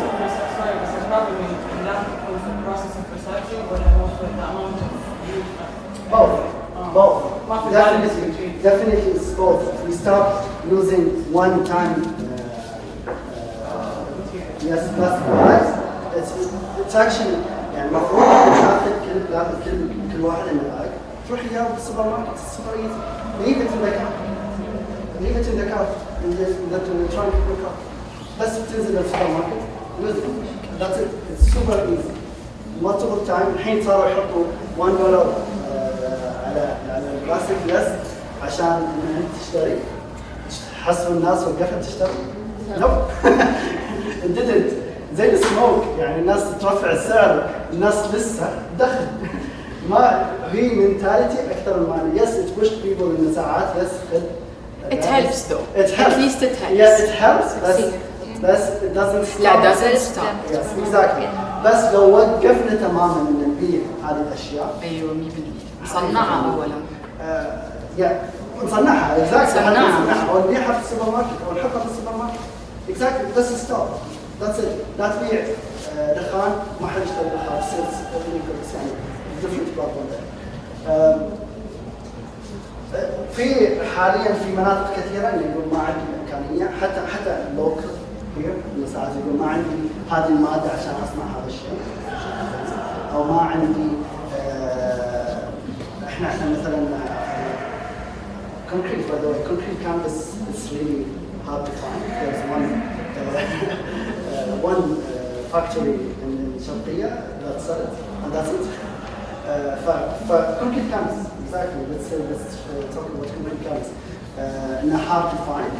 بس have you seen ممكن شفت ال 5 minute craft اللي قاعد يشتري 60 حاجه دولار عشان made $1 item. وانت تفكر انه ليش هذا الاخ نشتري حاجات ب 60 دولار وعشان يصنع عليه الشيء $2 or $3 you can buy it. Sorry, what are they used for concrete canvas? We're going to talk about that. استعجل زين بتخلص وتروح. You said it's hard to find that much. There is a lot of the industry itself. They use it for the cannot, but we can show it for. فتقول ليش أنا ممكن أشتري $60 حاجة عشان تصنعها. It's the skill. It doesn't matter and you can buy it. But if you bought raw material and put something with it, you have the skill to build something. You have the mentality to build something, to use something from non-conditional way into something you can make it in the end. مثل هذه الماتيريال. By the way, this is a 4-day workshop. combined to 3 hours. بس يعني حاليا في الحقيقة أنت ما تقدر تكون an expert in one field without the need of expertise. So مثلا fashion, many fashion artists حاليا قاعدين يسوون interior design. وكثير منهم انت تقول اوكي كيف توصل لان عنده الخبره السابقه مع هذه الخبره دمجها هذا الشيء. حتى الماتيريالز الاوتوميتد مع البوليسي انت تحتاج انت مثلا كم تطلع كربون عشان تعرف. فكل هذه الاشياء صارت من الداخل، مو كل واحد فيلد بحاله، كل شيء صار داخل مع بعض اكثر واكثر واكثر. الدائره قاعده تصغر يمكن تصير كلها دائره واحده. احنا بنتكلم عن كيف ان هذول الاشياء صاروا داخلين في حاجه واحده فقط اللي هي الالجي. بنتكلم عن كيف ان فقط بالالجي الشيء اللي يطلع الاكسجين لدينا اللي هي السي الاكسجين لدينا لمئات السنين كنا نستخدم 3 اشياء فقط. لا حياه وش كنا نستخدم غرامات السنين. We took this. صح دكتور؟ لا ما سوري انا ما فهمت السؤال. لمئات السنين كنا نستخدم الالجي ل3 اشياء فقط. يعني نطلع اكسجين البر. ايوه. وكنا نستخدمه للاكل. ايوه. زين. وكنا نحوله ونحطه كعازل على السقوط. مو عندنا بس لا مش ايوه في ثقافات اوكي. جو وقاعد يسوي دراسات عليه من الاشياء من المايكرو الجي الين اكشن الاثنين ونشوف كيف انه فقط استخدموها. الفكره هي كيف ان احنا نستخدم الالجي من شيء نحوله الى اشياء كثيره.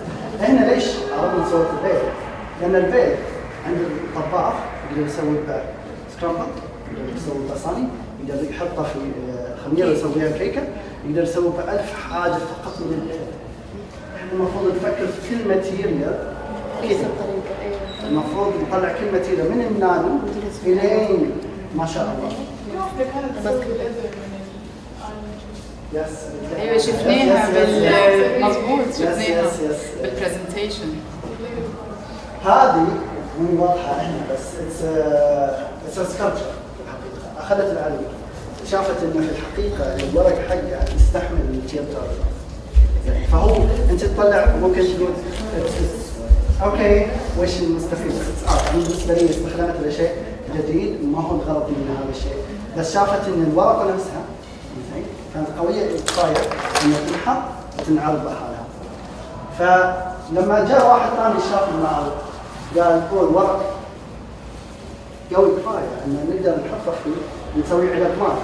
هذه العلب ماء بعد فتره زين تتحلل. ايش صار؟ تتحلل. اوكي. لانه هو اورجانيك.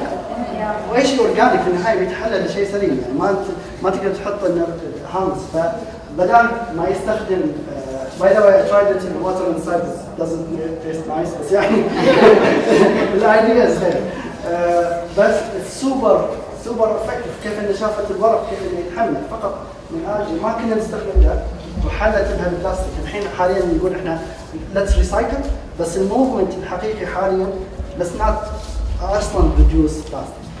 Let's find a way. اوهو اذا تعرفوا اوهو البابل حق الواتر اللي you can eat it. It's another example. هذا الصورة المصرية في البروجيكتور سوري بس شاف ان لما تقدر تصغرها تحولها لفايبر. بعدين are there. هو المفروض نتكلم عن كيف كل واحد حولها كذا بس الصراحة بس حولها لفايبر. في احد يقدر يفكر لي احنا ويش عندنا احنا في المملكه ويش اكثر شيء نصدره زين غيرنا زين وعندنا مخلفات كثيره منها وكلها نسوي نحرقها. النخل تعرفوا ان احنا الحين حاولنا ترى نحصل احد يحول الفايبر نفس الفايبر اللي يستخدموه في جوز الهند شجر جوز الهند اللي طلعوا بها يسووا بها اورجانيك نفس الماتيريال ذا سيم ماتيريال الصحون ولا Why is the problem? يعني plastic is a problem because this is not biodegradable. لكن لما already organic, it would be like just buried, it would convert 3 years. That's why عندنا احنا في الميدل ايست البترول وكده. And our ancestors used to do that before. Yes, it's good. صح, I understand. It's good. It's still sustainable. صح, it's But for future generations, for us, يعني. لا معنا احنا بنكت نحن الحين بس يعني مو This is my point. Yeah, it is sustainable بس ما قاعدين نستخدم النخله full potential كنا نستخدم النخله في الزراعه. ريستارت كنا نستخدم حتى غير الدبس والاشياء زي كذا الحلف للليفه كذا ريستارت فهذه الاشياء نقدر نرجعها احنا ليش يعني. Yes, exactly. ما كانت فقط نخله للاكل بيت كانت حياتنا حقيقة. 6 شهور انا في شيء غلط 6 شهور كنا في البحر 6 شهور كذا في الزرع انا كواحد في النهايه عايش في واحد فالنخل الحين اختفى تقريبا في منطقتي كذا اشوفها مباني ما اشوف نخل للاسف. It's good ان احنا نحرقها بس you know there's a bigger potential and we can sell we can make better use حتى نقدر نطلع اشياء اقتصاد جديد في الحقيقه الحالة. تمر لحالة 4 بليون لكن نقدر نطلع من هذه المخلفات another 200 300 مليون. جوز الهند يسموها كذا مخلفات ويحولوها الينا واحنا نشتريها لازم احنا نشتريها احنا وهي موجوده عندنا. هذا المقصد مو عشان تتحول سماء احنا نستعمل كسماء. في مصر كانت انا مصريه وفي مصر احنا start a new business like now for 5 years ان انت مش ريسايكل بقى او ريوز هم بيعملوا business of garbage. هم البيزنس بتاعهم بيجمعوا الزباله ويعملوا اللي هو التصنيف بتاعها بجد يعني it's really profitable when you try to classify each and try to make use of each one or even clean some of them can be cleaned and reused. Most of the supermarkets كمان عندنا في مصر بقى يكتبوا ان دي recycled container. Yes والله شركات كبيره بتاخد الكونتينر بتاعك and recycle and reuse. ورجعنا تاني برضه ان instead of using the plastic paper mega supermarkets if you don't buy it you don't buy the cardboard تشتري البلاستيك باك او انت عندك البيبر باك بتاعتك او اللي هي the one that gets reused.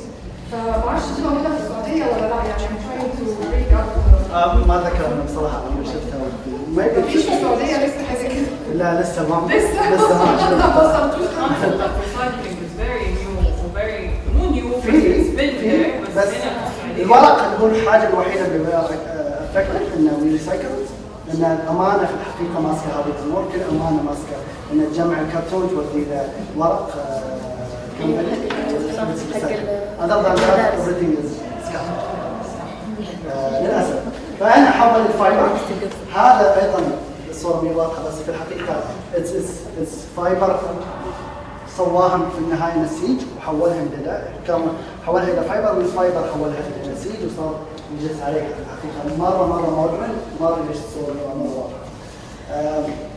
عندنا عالم استغل اشياء النادي في الحقيقه، شاف ان الالجي في الحقيقه يتداخلوا مع بعض، يصيروا ادهيسيف زين، يصيروا كانهم غراب. فلما تحطهم مع بعض او تحطهم ما بين مادتين، الالجي تخلل تلك المادتين وتصير كانها ادهيسيف، تستغلهم في بناء هذا الكرسي. اعطاهم اياها مواد ما اذكر وش صراحه، بس الالجي نفسه صار له صمت لهذه المواد واستخدامها. ايش هي الاوريجين؟ ايش هي الاوريجين؟ الجي اللي هي كانها سيوي، هي الاشياء اللي تطلع الاكسجين الينا، 80% من الاكسجين من هذه الماده. لما ينشف يمسك نفسه يعني لو انكب عليه مويه ما حيصير. لا ينشف خلاص. literally leather like finish. leather like finish. هذا استخدامنا التراديشنال واي. كنا في سامبل فترة. نزفها ونحطها كعازل فوق، مو عندنا طبعا بس في المناطق اللي كانت فيها عندها كثرة انه نزفها ونحطها كعازل، وهذا كان استخدام في البناء. ولكن طبعا حاليا هذا احد كان يحاول يرجعها تصير اكل تراديشنال، doesn't look tasty to be honest، بس يعني هو قاعد يحاول يرجعها. هنا وش تتوقع؟ هذا المبنى باور بايولوجي زين. Where is this? It's in Germany. Germany. Yes. It's scientific حاجة لاب Germany. I can't find the name. بس هو الفكرة حقتها إن لما مايكرو سكيل، لما تصير هالحرارة تطلع نوع من أنواع الغاز، هذا الغاز تقدر تستخدمه وهي تتغذى عليه. ففي النهاية هو لما تطلع هي ما تموت، هي قاعدة تتغذى واحنا نستخدم هذا الغاز اللي هي تطلعه باور للمبنى نفسه. هذا بس فقط من الجي سيميلر تو هي زي حاجة زي كذا تطلع طاقة. ففقط من الالجي اللي هو سيوي تقريبا طلعنا 10 ويز من الاشياء اللي زي كذا. فهي الهدف من الوركشوب ان انت مو فقط تطلع على كيف ان هذا الكونكريت اللي قدامك فقط نقدر نمشي عليه ما نحطه في داوي سيرش، بس انك تقدر كيف تدفع البوتنشل حق هذا. نتعرف على ايضا زداي في كفنان استخدمتها زداي تحطها على النار تغليه، وكل ما غلتها لدرجه معينه يطلع لون مختلف.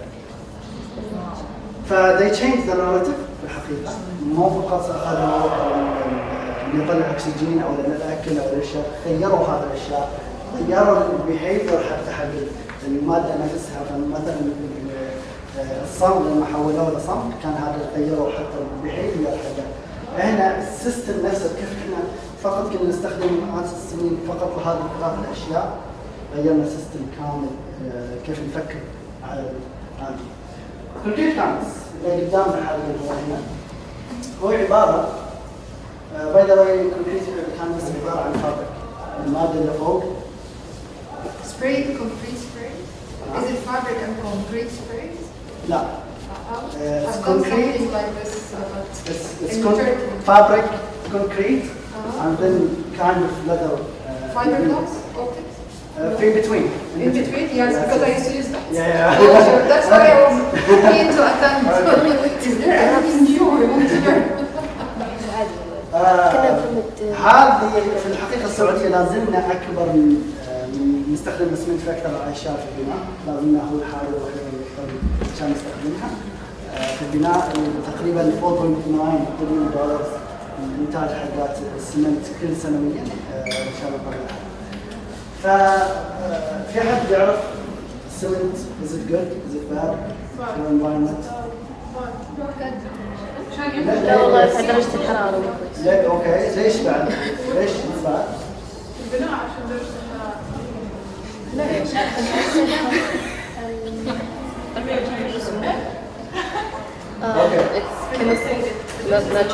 ما ادري. التاج وهذا السباركل في النهايه لما تشوفها مثلا في عندنا في الاحساء قريب من الاحساء في سيمون فاكتوري عاده ما تقدر تشوف النجوم في كثير من المرات ما تشوف النجوم لان هذا السباركل حقيقه طاير في النهايه وهذا السباركل تصير في البيئه والشيء اللي يتنفس سبب الكونكريت والاسماك هذا واحد خلينا نوريكم تعريف مره سريع للكونكريت كابلز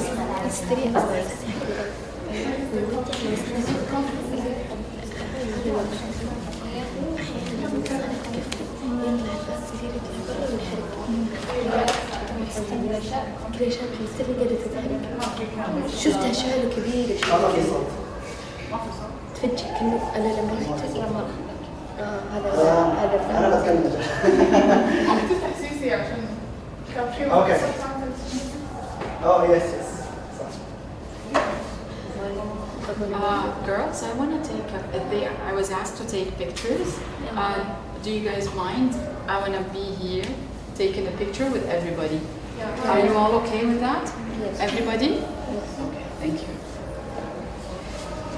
الطبقة الفوقية هي في الحقيقة Later, but just making sure that you're okay. اوكي الطبقة الفوقية هي في الحقيقة فابريك في بتوين تقدر تشوفوها حتى تقدر تشوفها من فابريك كأنه أسنان كاري فايب يس كانها اسنان هذه اللي تخلي السمنت يتجمع وتصير طابق. ايش نوع الفابريك؟ ما اعرف والله ايش نوع الفابريك اللي بصراحة. وفي تحت منطقة زي الليذر مانع على دخول الماء. نتكلم ليش تتوقعوا انه تمنع دخول الماء؟ عشان تحبس المويه. يس عشان تحبس المويه عشان تصير عشان يخلي السمنت يتشرب الماء. ايوه بالتالي يسبب. فالفابريك يسمح بدخول الماء زين بس الليذر اللي تحت ما يسمح.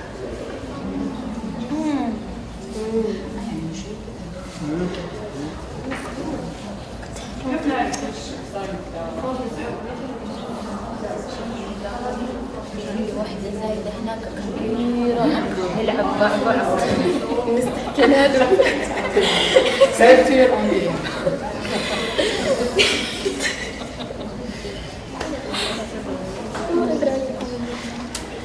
كيف تعرفوا اي جهة الفابريك؟ المنزل.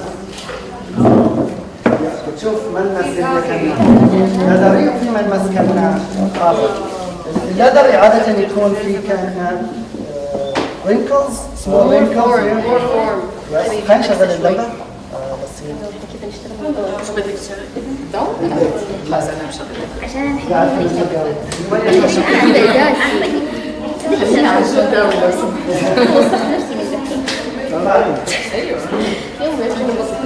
في جهة فابريك هذه كل حق الكاوتش نفس الفابريك كان ديفرنس بصراحة.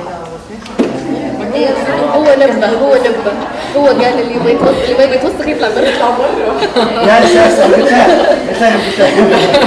بس يطلع برا.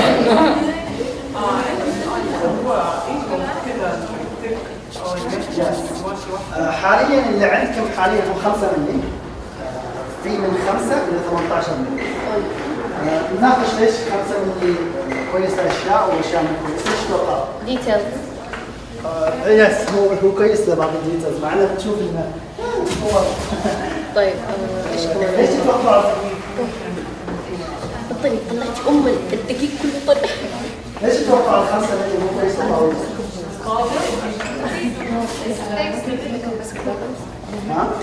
يمكن نحتاج لا stability تكون it's fine yeah فهنا هو في النهاية 5 ملي فأنت قاعد 5 ملي كونكريت فال5 ملي في النهاية حتى لو هو بس 5 ملي تحمل 5 مللي الكونكريت نفسه هو تحمل 5 مللي الكونكريت هنا. اللهم يقوى بشوي بس في النهايه اتس بريكس. لما تجلس عليه يتفتت داخله بريكس في النهايه. في تحمل في له 18 مللي وهم اللي يصنعوها على الطاولات اللي زين 18 مللي انا جربتها بصراحه صعب انك تقنيها زي ما تقنيها هنا. هذه مور ارتستيك تقدر تكون مور ارتستيك وياها فلكسبل اكثر اسهل انك تتعامل وياها. بس هذه باي ذا واي لو تجربوا تحملوها تسبق بس فهي في النهايه 5 مللي. اي شيء قال ديزاين كان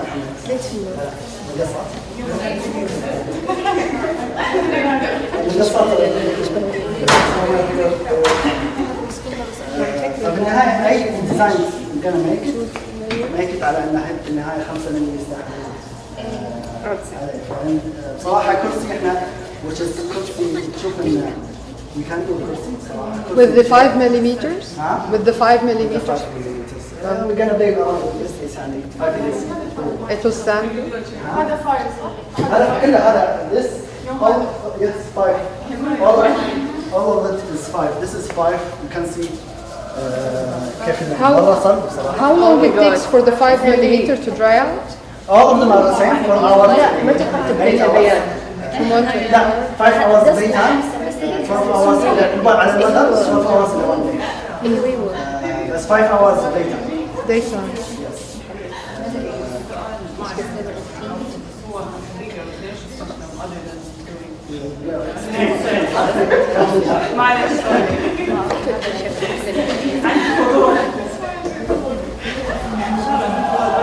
بدك ترجع البرزنتيشن؟ لا. Turn it up. ماشي الحال. خلي هيك. كده كده. أو بس بس في النص بس في النص. أيوه.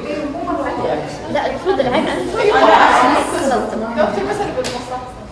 ايوه ايوه perfect.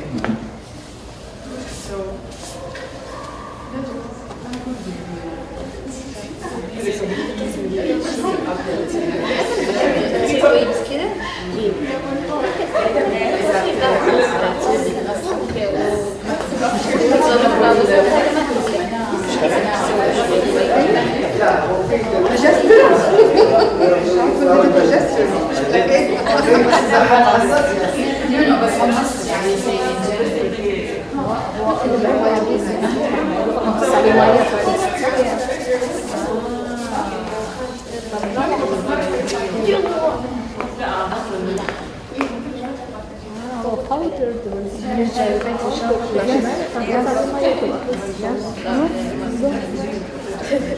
بس اكيد مش تمام لا مش تمام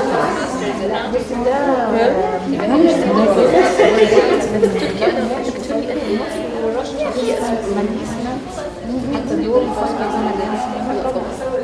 عشان هي جيب الطفل لا اذا كنت بحالك الحمد لله بخير يا دكتور. لا لسه الترم اللي يجي اخلص كل الكورسات حقي ان شاء الله. انا جراديويشن بس برضه ايوه شفتك كمان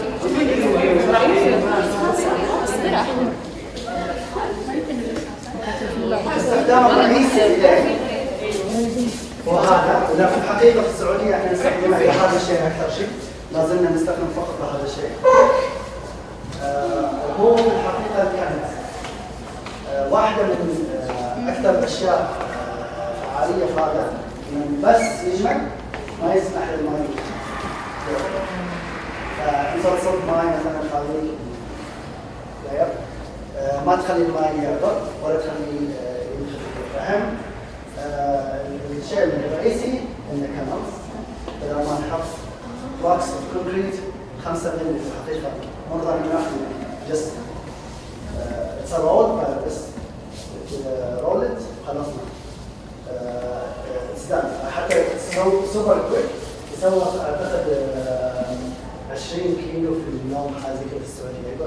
Does it take maintenance like ongoing maintenance مثلا every month.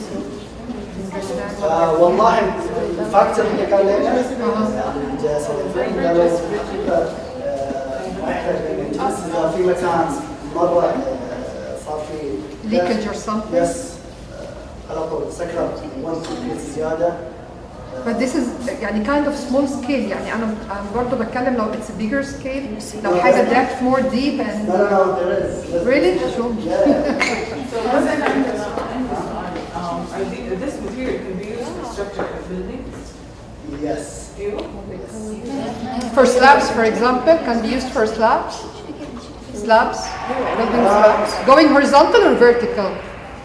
Let me show you what they did. صراحة لأن this is it. Yes.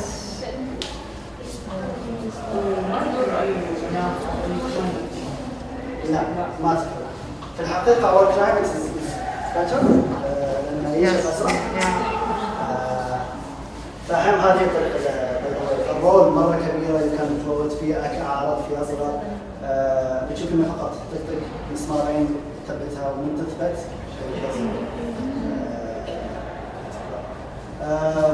في يحطوها على الجبال أيضا عشان الصخور على الجبال تشوفها موجودة.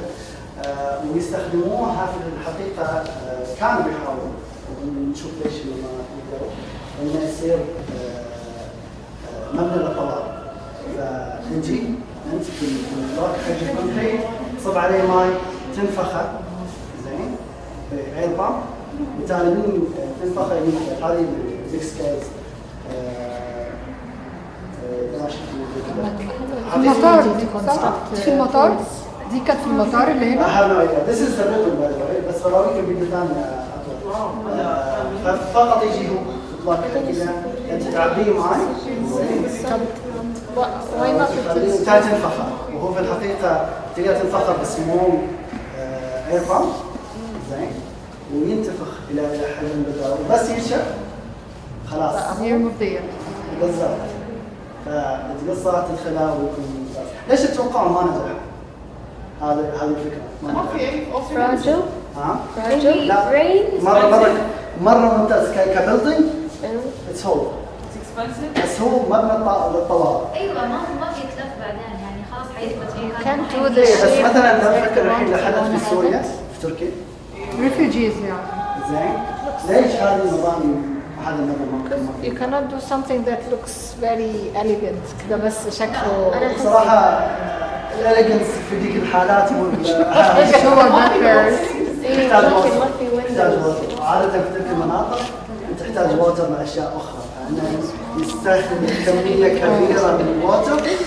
I was about to ask you if you can spray it with any other material rather than water. في الحقيقة الفاكتور اللي احنا نجرب صدب ماي الملح مثلا. It's fine. Really? It doesn't affect the concrete performance? لا because of the soil. الرواني كيف الماتيريال بصراحة شفت العادي ولا ما طبقنا أشياء علمية عليه بس from the field from the structure it's the same. Why it's not used in pools كذا in all pools that could be constructed this way? It's much easier than. This is so expensive. Yes. Concrete is more expensive than more expensive than ceramic. 170 riyal. The ceramic are very expensive. One by one. One by one. رمل السيراميك رمل بتحطي البيز السمنت نسبة البيز هنا السمنت عشان التاني حاجات جامدة زي السنان جامد سبيسيفيك والأنواع والنبات اللي بتستحمل ده يبقى أحسن. فقط عليك دي الحته بتبقى حاجه زي كده بتوصل كامل من كونكريت حتى قللت بشكل مرة الكنز والاشياء اللي زي كذا لكن لهذا المبنى هو فيه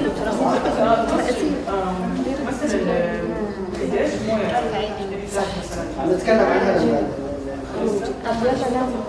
I want to ask about the technology. يعني is it Saudi Arabian technology? It's British. British. Yes, and they only started through their website, through their you can't even buy it from outside. حتى الكمباني مثلا احنا نتواجه في الحقيقة إذا أنت تبغى تشتري من عندها لازم تشتري وهم they install it. زين بس إذا smaller scale you can't manage. You can manage. Yeah, buy one, buy two لحد كذا. بس bigger scale they have to be responsible. Yeah, they're not allowed to. ف it's fun. تستمتعوا. خلينا نروح للكومبليت كامبس نفسه. فرويتكم معظم الاشياء اللي يستخدموها حاجات حقات الجبال، مباني، لكن نفسه كيف يعني؟ انا عايزه اقول له يبتدي البروسس ويفرغ في الناس والناس هتشتغل. يعني بيتي ما حجرب هذا الجبال بس في ناس تايم and this is the canals. هذا اللي ان شاء الله يشتغل. Yeah, this one is good. So this is خلاص هتسوي طاولة ميني. هذه أشهر الطاولة في الحقيقة. يس ترى الفكرة من هذه الطاولة إن مو الكونكريت نفسه، إنك كيف تقاوم الشيء عشان إنك تصنعه. فالفكرة إنه يس الوي اللي سويتيها يس السكيل اللي أنت تحتاجها عشان تسوي الكونكريت فقط يساعد على إنك تسهل عليك هذه الوي. فهذه باي نير وهي في الحقيقة من أشهر طاولات الكونكريت. هاي 18 ملي ومرة مشهورة لها أيضا. واحدة من أشهر الأشياء اللي ممكن مكان يروح بها. فهذه واحدة من الأشياء اللي سووها الكونكريت كانفاس.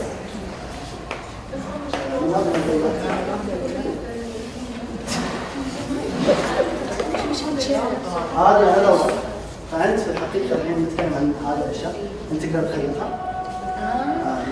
تعملها كأنها فابريك وإتس دراي. تعملها كأنها فابريك. كان كاتل كان قلد كان do whatever you want as a fabric. بس قبل ما تنشف صح؟ ها؟ قبل ما تنشف. قبل ما تنشف. زين نتكلم كيف وش المواد اللي بس هذا باسط خلينا نتكلم نشوف كيف يكون الواتر ابلكيشن؟ كيف Spraying. Spraying guys. Yes. Spray? Spray. مو أنا سبراي قليل ولا سبراي قوي؟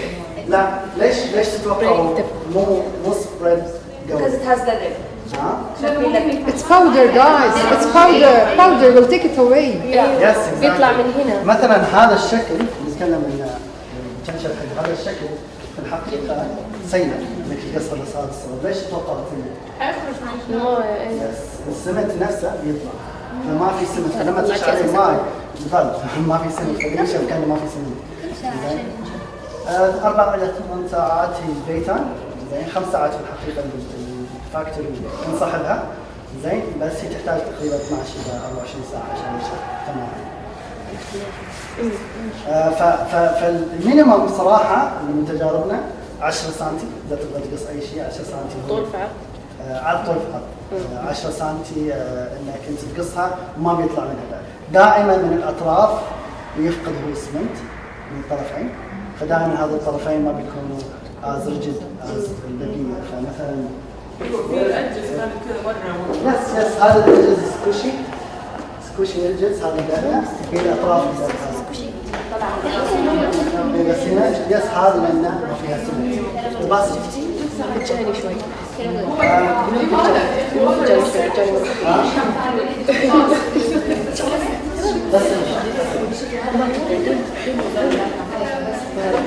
غطيها جوا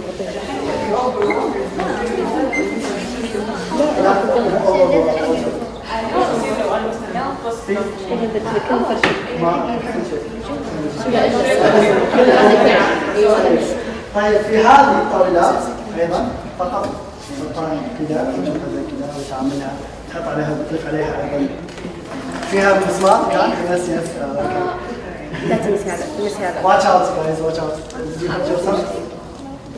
اوكي هذا السايد لا حد يمسك هذا السايد. انت بس للمسمار. ايوه في الاجي تشوف السكوشي يعني there is no cement.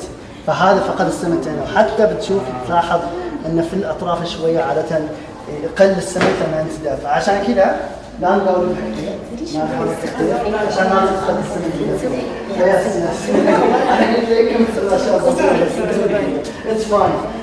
عادة انك تقلبها شوي بس لو تقلبها كثير حتى السمنت اللي في النص يبدي يفقد فيها، لانه يطلع حتى من النص، لان الفابريك يعبر سمنت ايضا في المنتصف. لما تقلبها كثير 5 مللي تصير مليين، ما فيها اي ريجيديتي صراحه وتنكسر اسرع هذا. فلا تقلبها الا لما انت تكون عارف. هذه رشاق مصابة. في الحقيقه جاء شخص انا احبها لان جابت كرسيها مكسور زين، كذا سوتها حطتها على الكرسي، وصار الحقيقه غطاء الكرسي وشي ريبيرد شي كفرد وكان الحين تتوقعوا تفضل ما انكسر لما حجزها؟ تتوقع انكسر؟ لا انا حاسه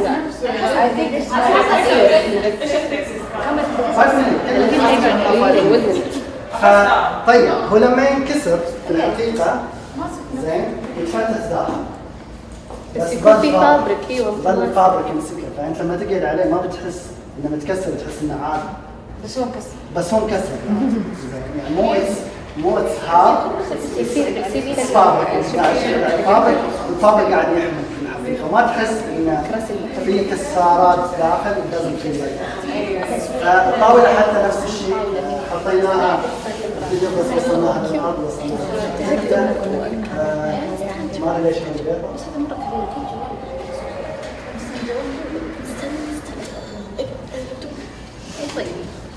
هذه واحدة أيضا من الطاولات اللي سويناها.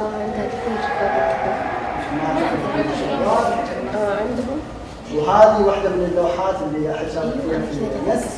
بصراحة الصورة ظلمتنها، ولكن هي كانت تتعامل كفابريك، لما تطلع عليها ما في أمل تشوف إنها كونكريت كان فابريك. سكالر سكالر؟ إيه سكالر. يتشرب الكلرز مرة كثير زين. هو في ال4 أيام في الحقيقة احنا نعلمه كيف يصبغ أيضا، لكن يتشرب برشة، عادة البرشة اختار ألوان شوية غامقة زين عشان تشربها أسرع وتبين على الفابريك، بس هو اللون يتشرب السمنت يرجع يتسرب الألوان. فقبل ما نبدي في أحد خطة حلو؟ ولا أحد ما في أحد خطاط عربي ولا انجليزي؟ ما it doesn't اوكي يا اوكي انت بس بتكتب وتقول حاجه. الحمد لله في عندنا تست ولا حاجه واضحه من كلامنا هنا بس اسمع. طيب كل واحده من هذول الاشياء الحين عارف وين الصغار؟ يس. وكل واحد دارت عليه الكاميرا. اوكي وش تتوقعوا في الدراي كومبليت ان نقدر نسوي له؟ وش الاشياء اللي ممكن نسوي له؟ وش الخواص حقاته؟ نعرف انه ينقص كات كان بي كات. وش بعد؟ موديل انهي شيء؟ وش بعد؟ فورمت تو فورم مدري فري فورم يعني فري فورم موديل That's fine عادي قول اي حاجه. color it dry Can you cut? لا dry one لا we didn't try صراحه. we can add more concrete. Crinkle crush. لا we can't. Crinkle to the vibe. وش بعد؟ fold it طيب form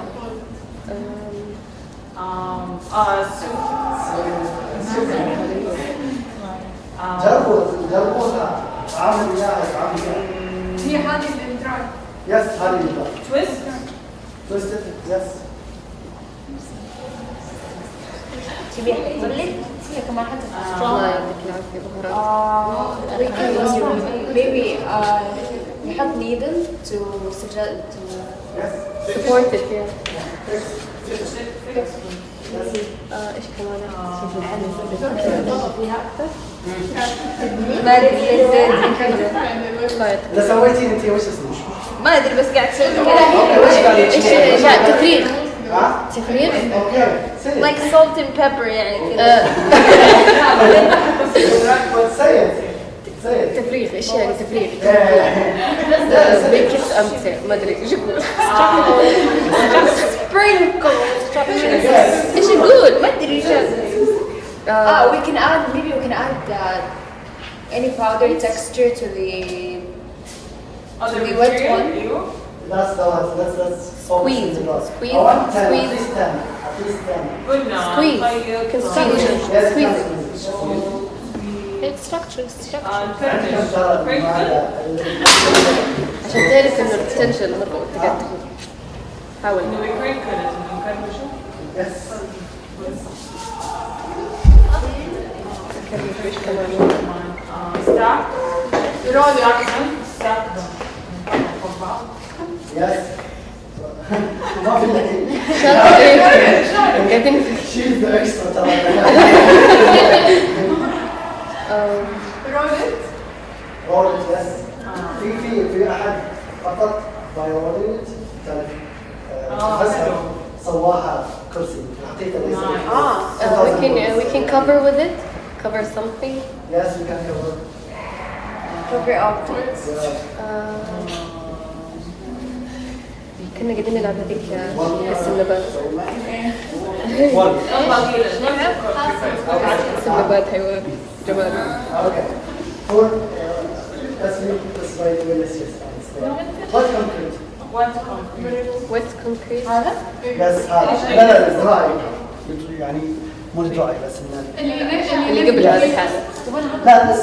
هذه حالة. طيب. توقع نقدر نقصها. Yes. أنا أقول yes. With drills we Yes, can. with drill. Yeah. Drill. Yes. Hammer. Hammer it. Hammer. You can hammer it and Color it. In this stage we can color it. Yes.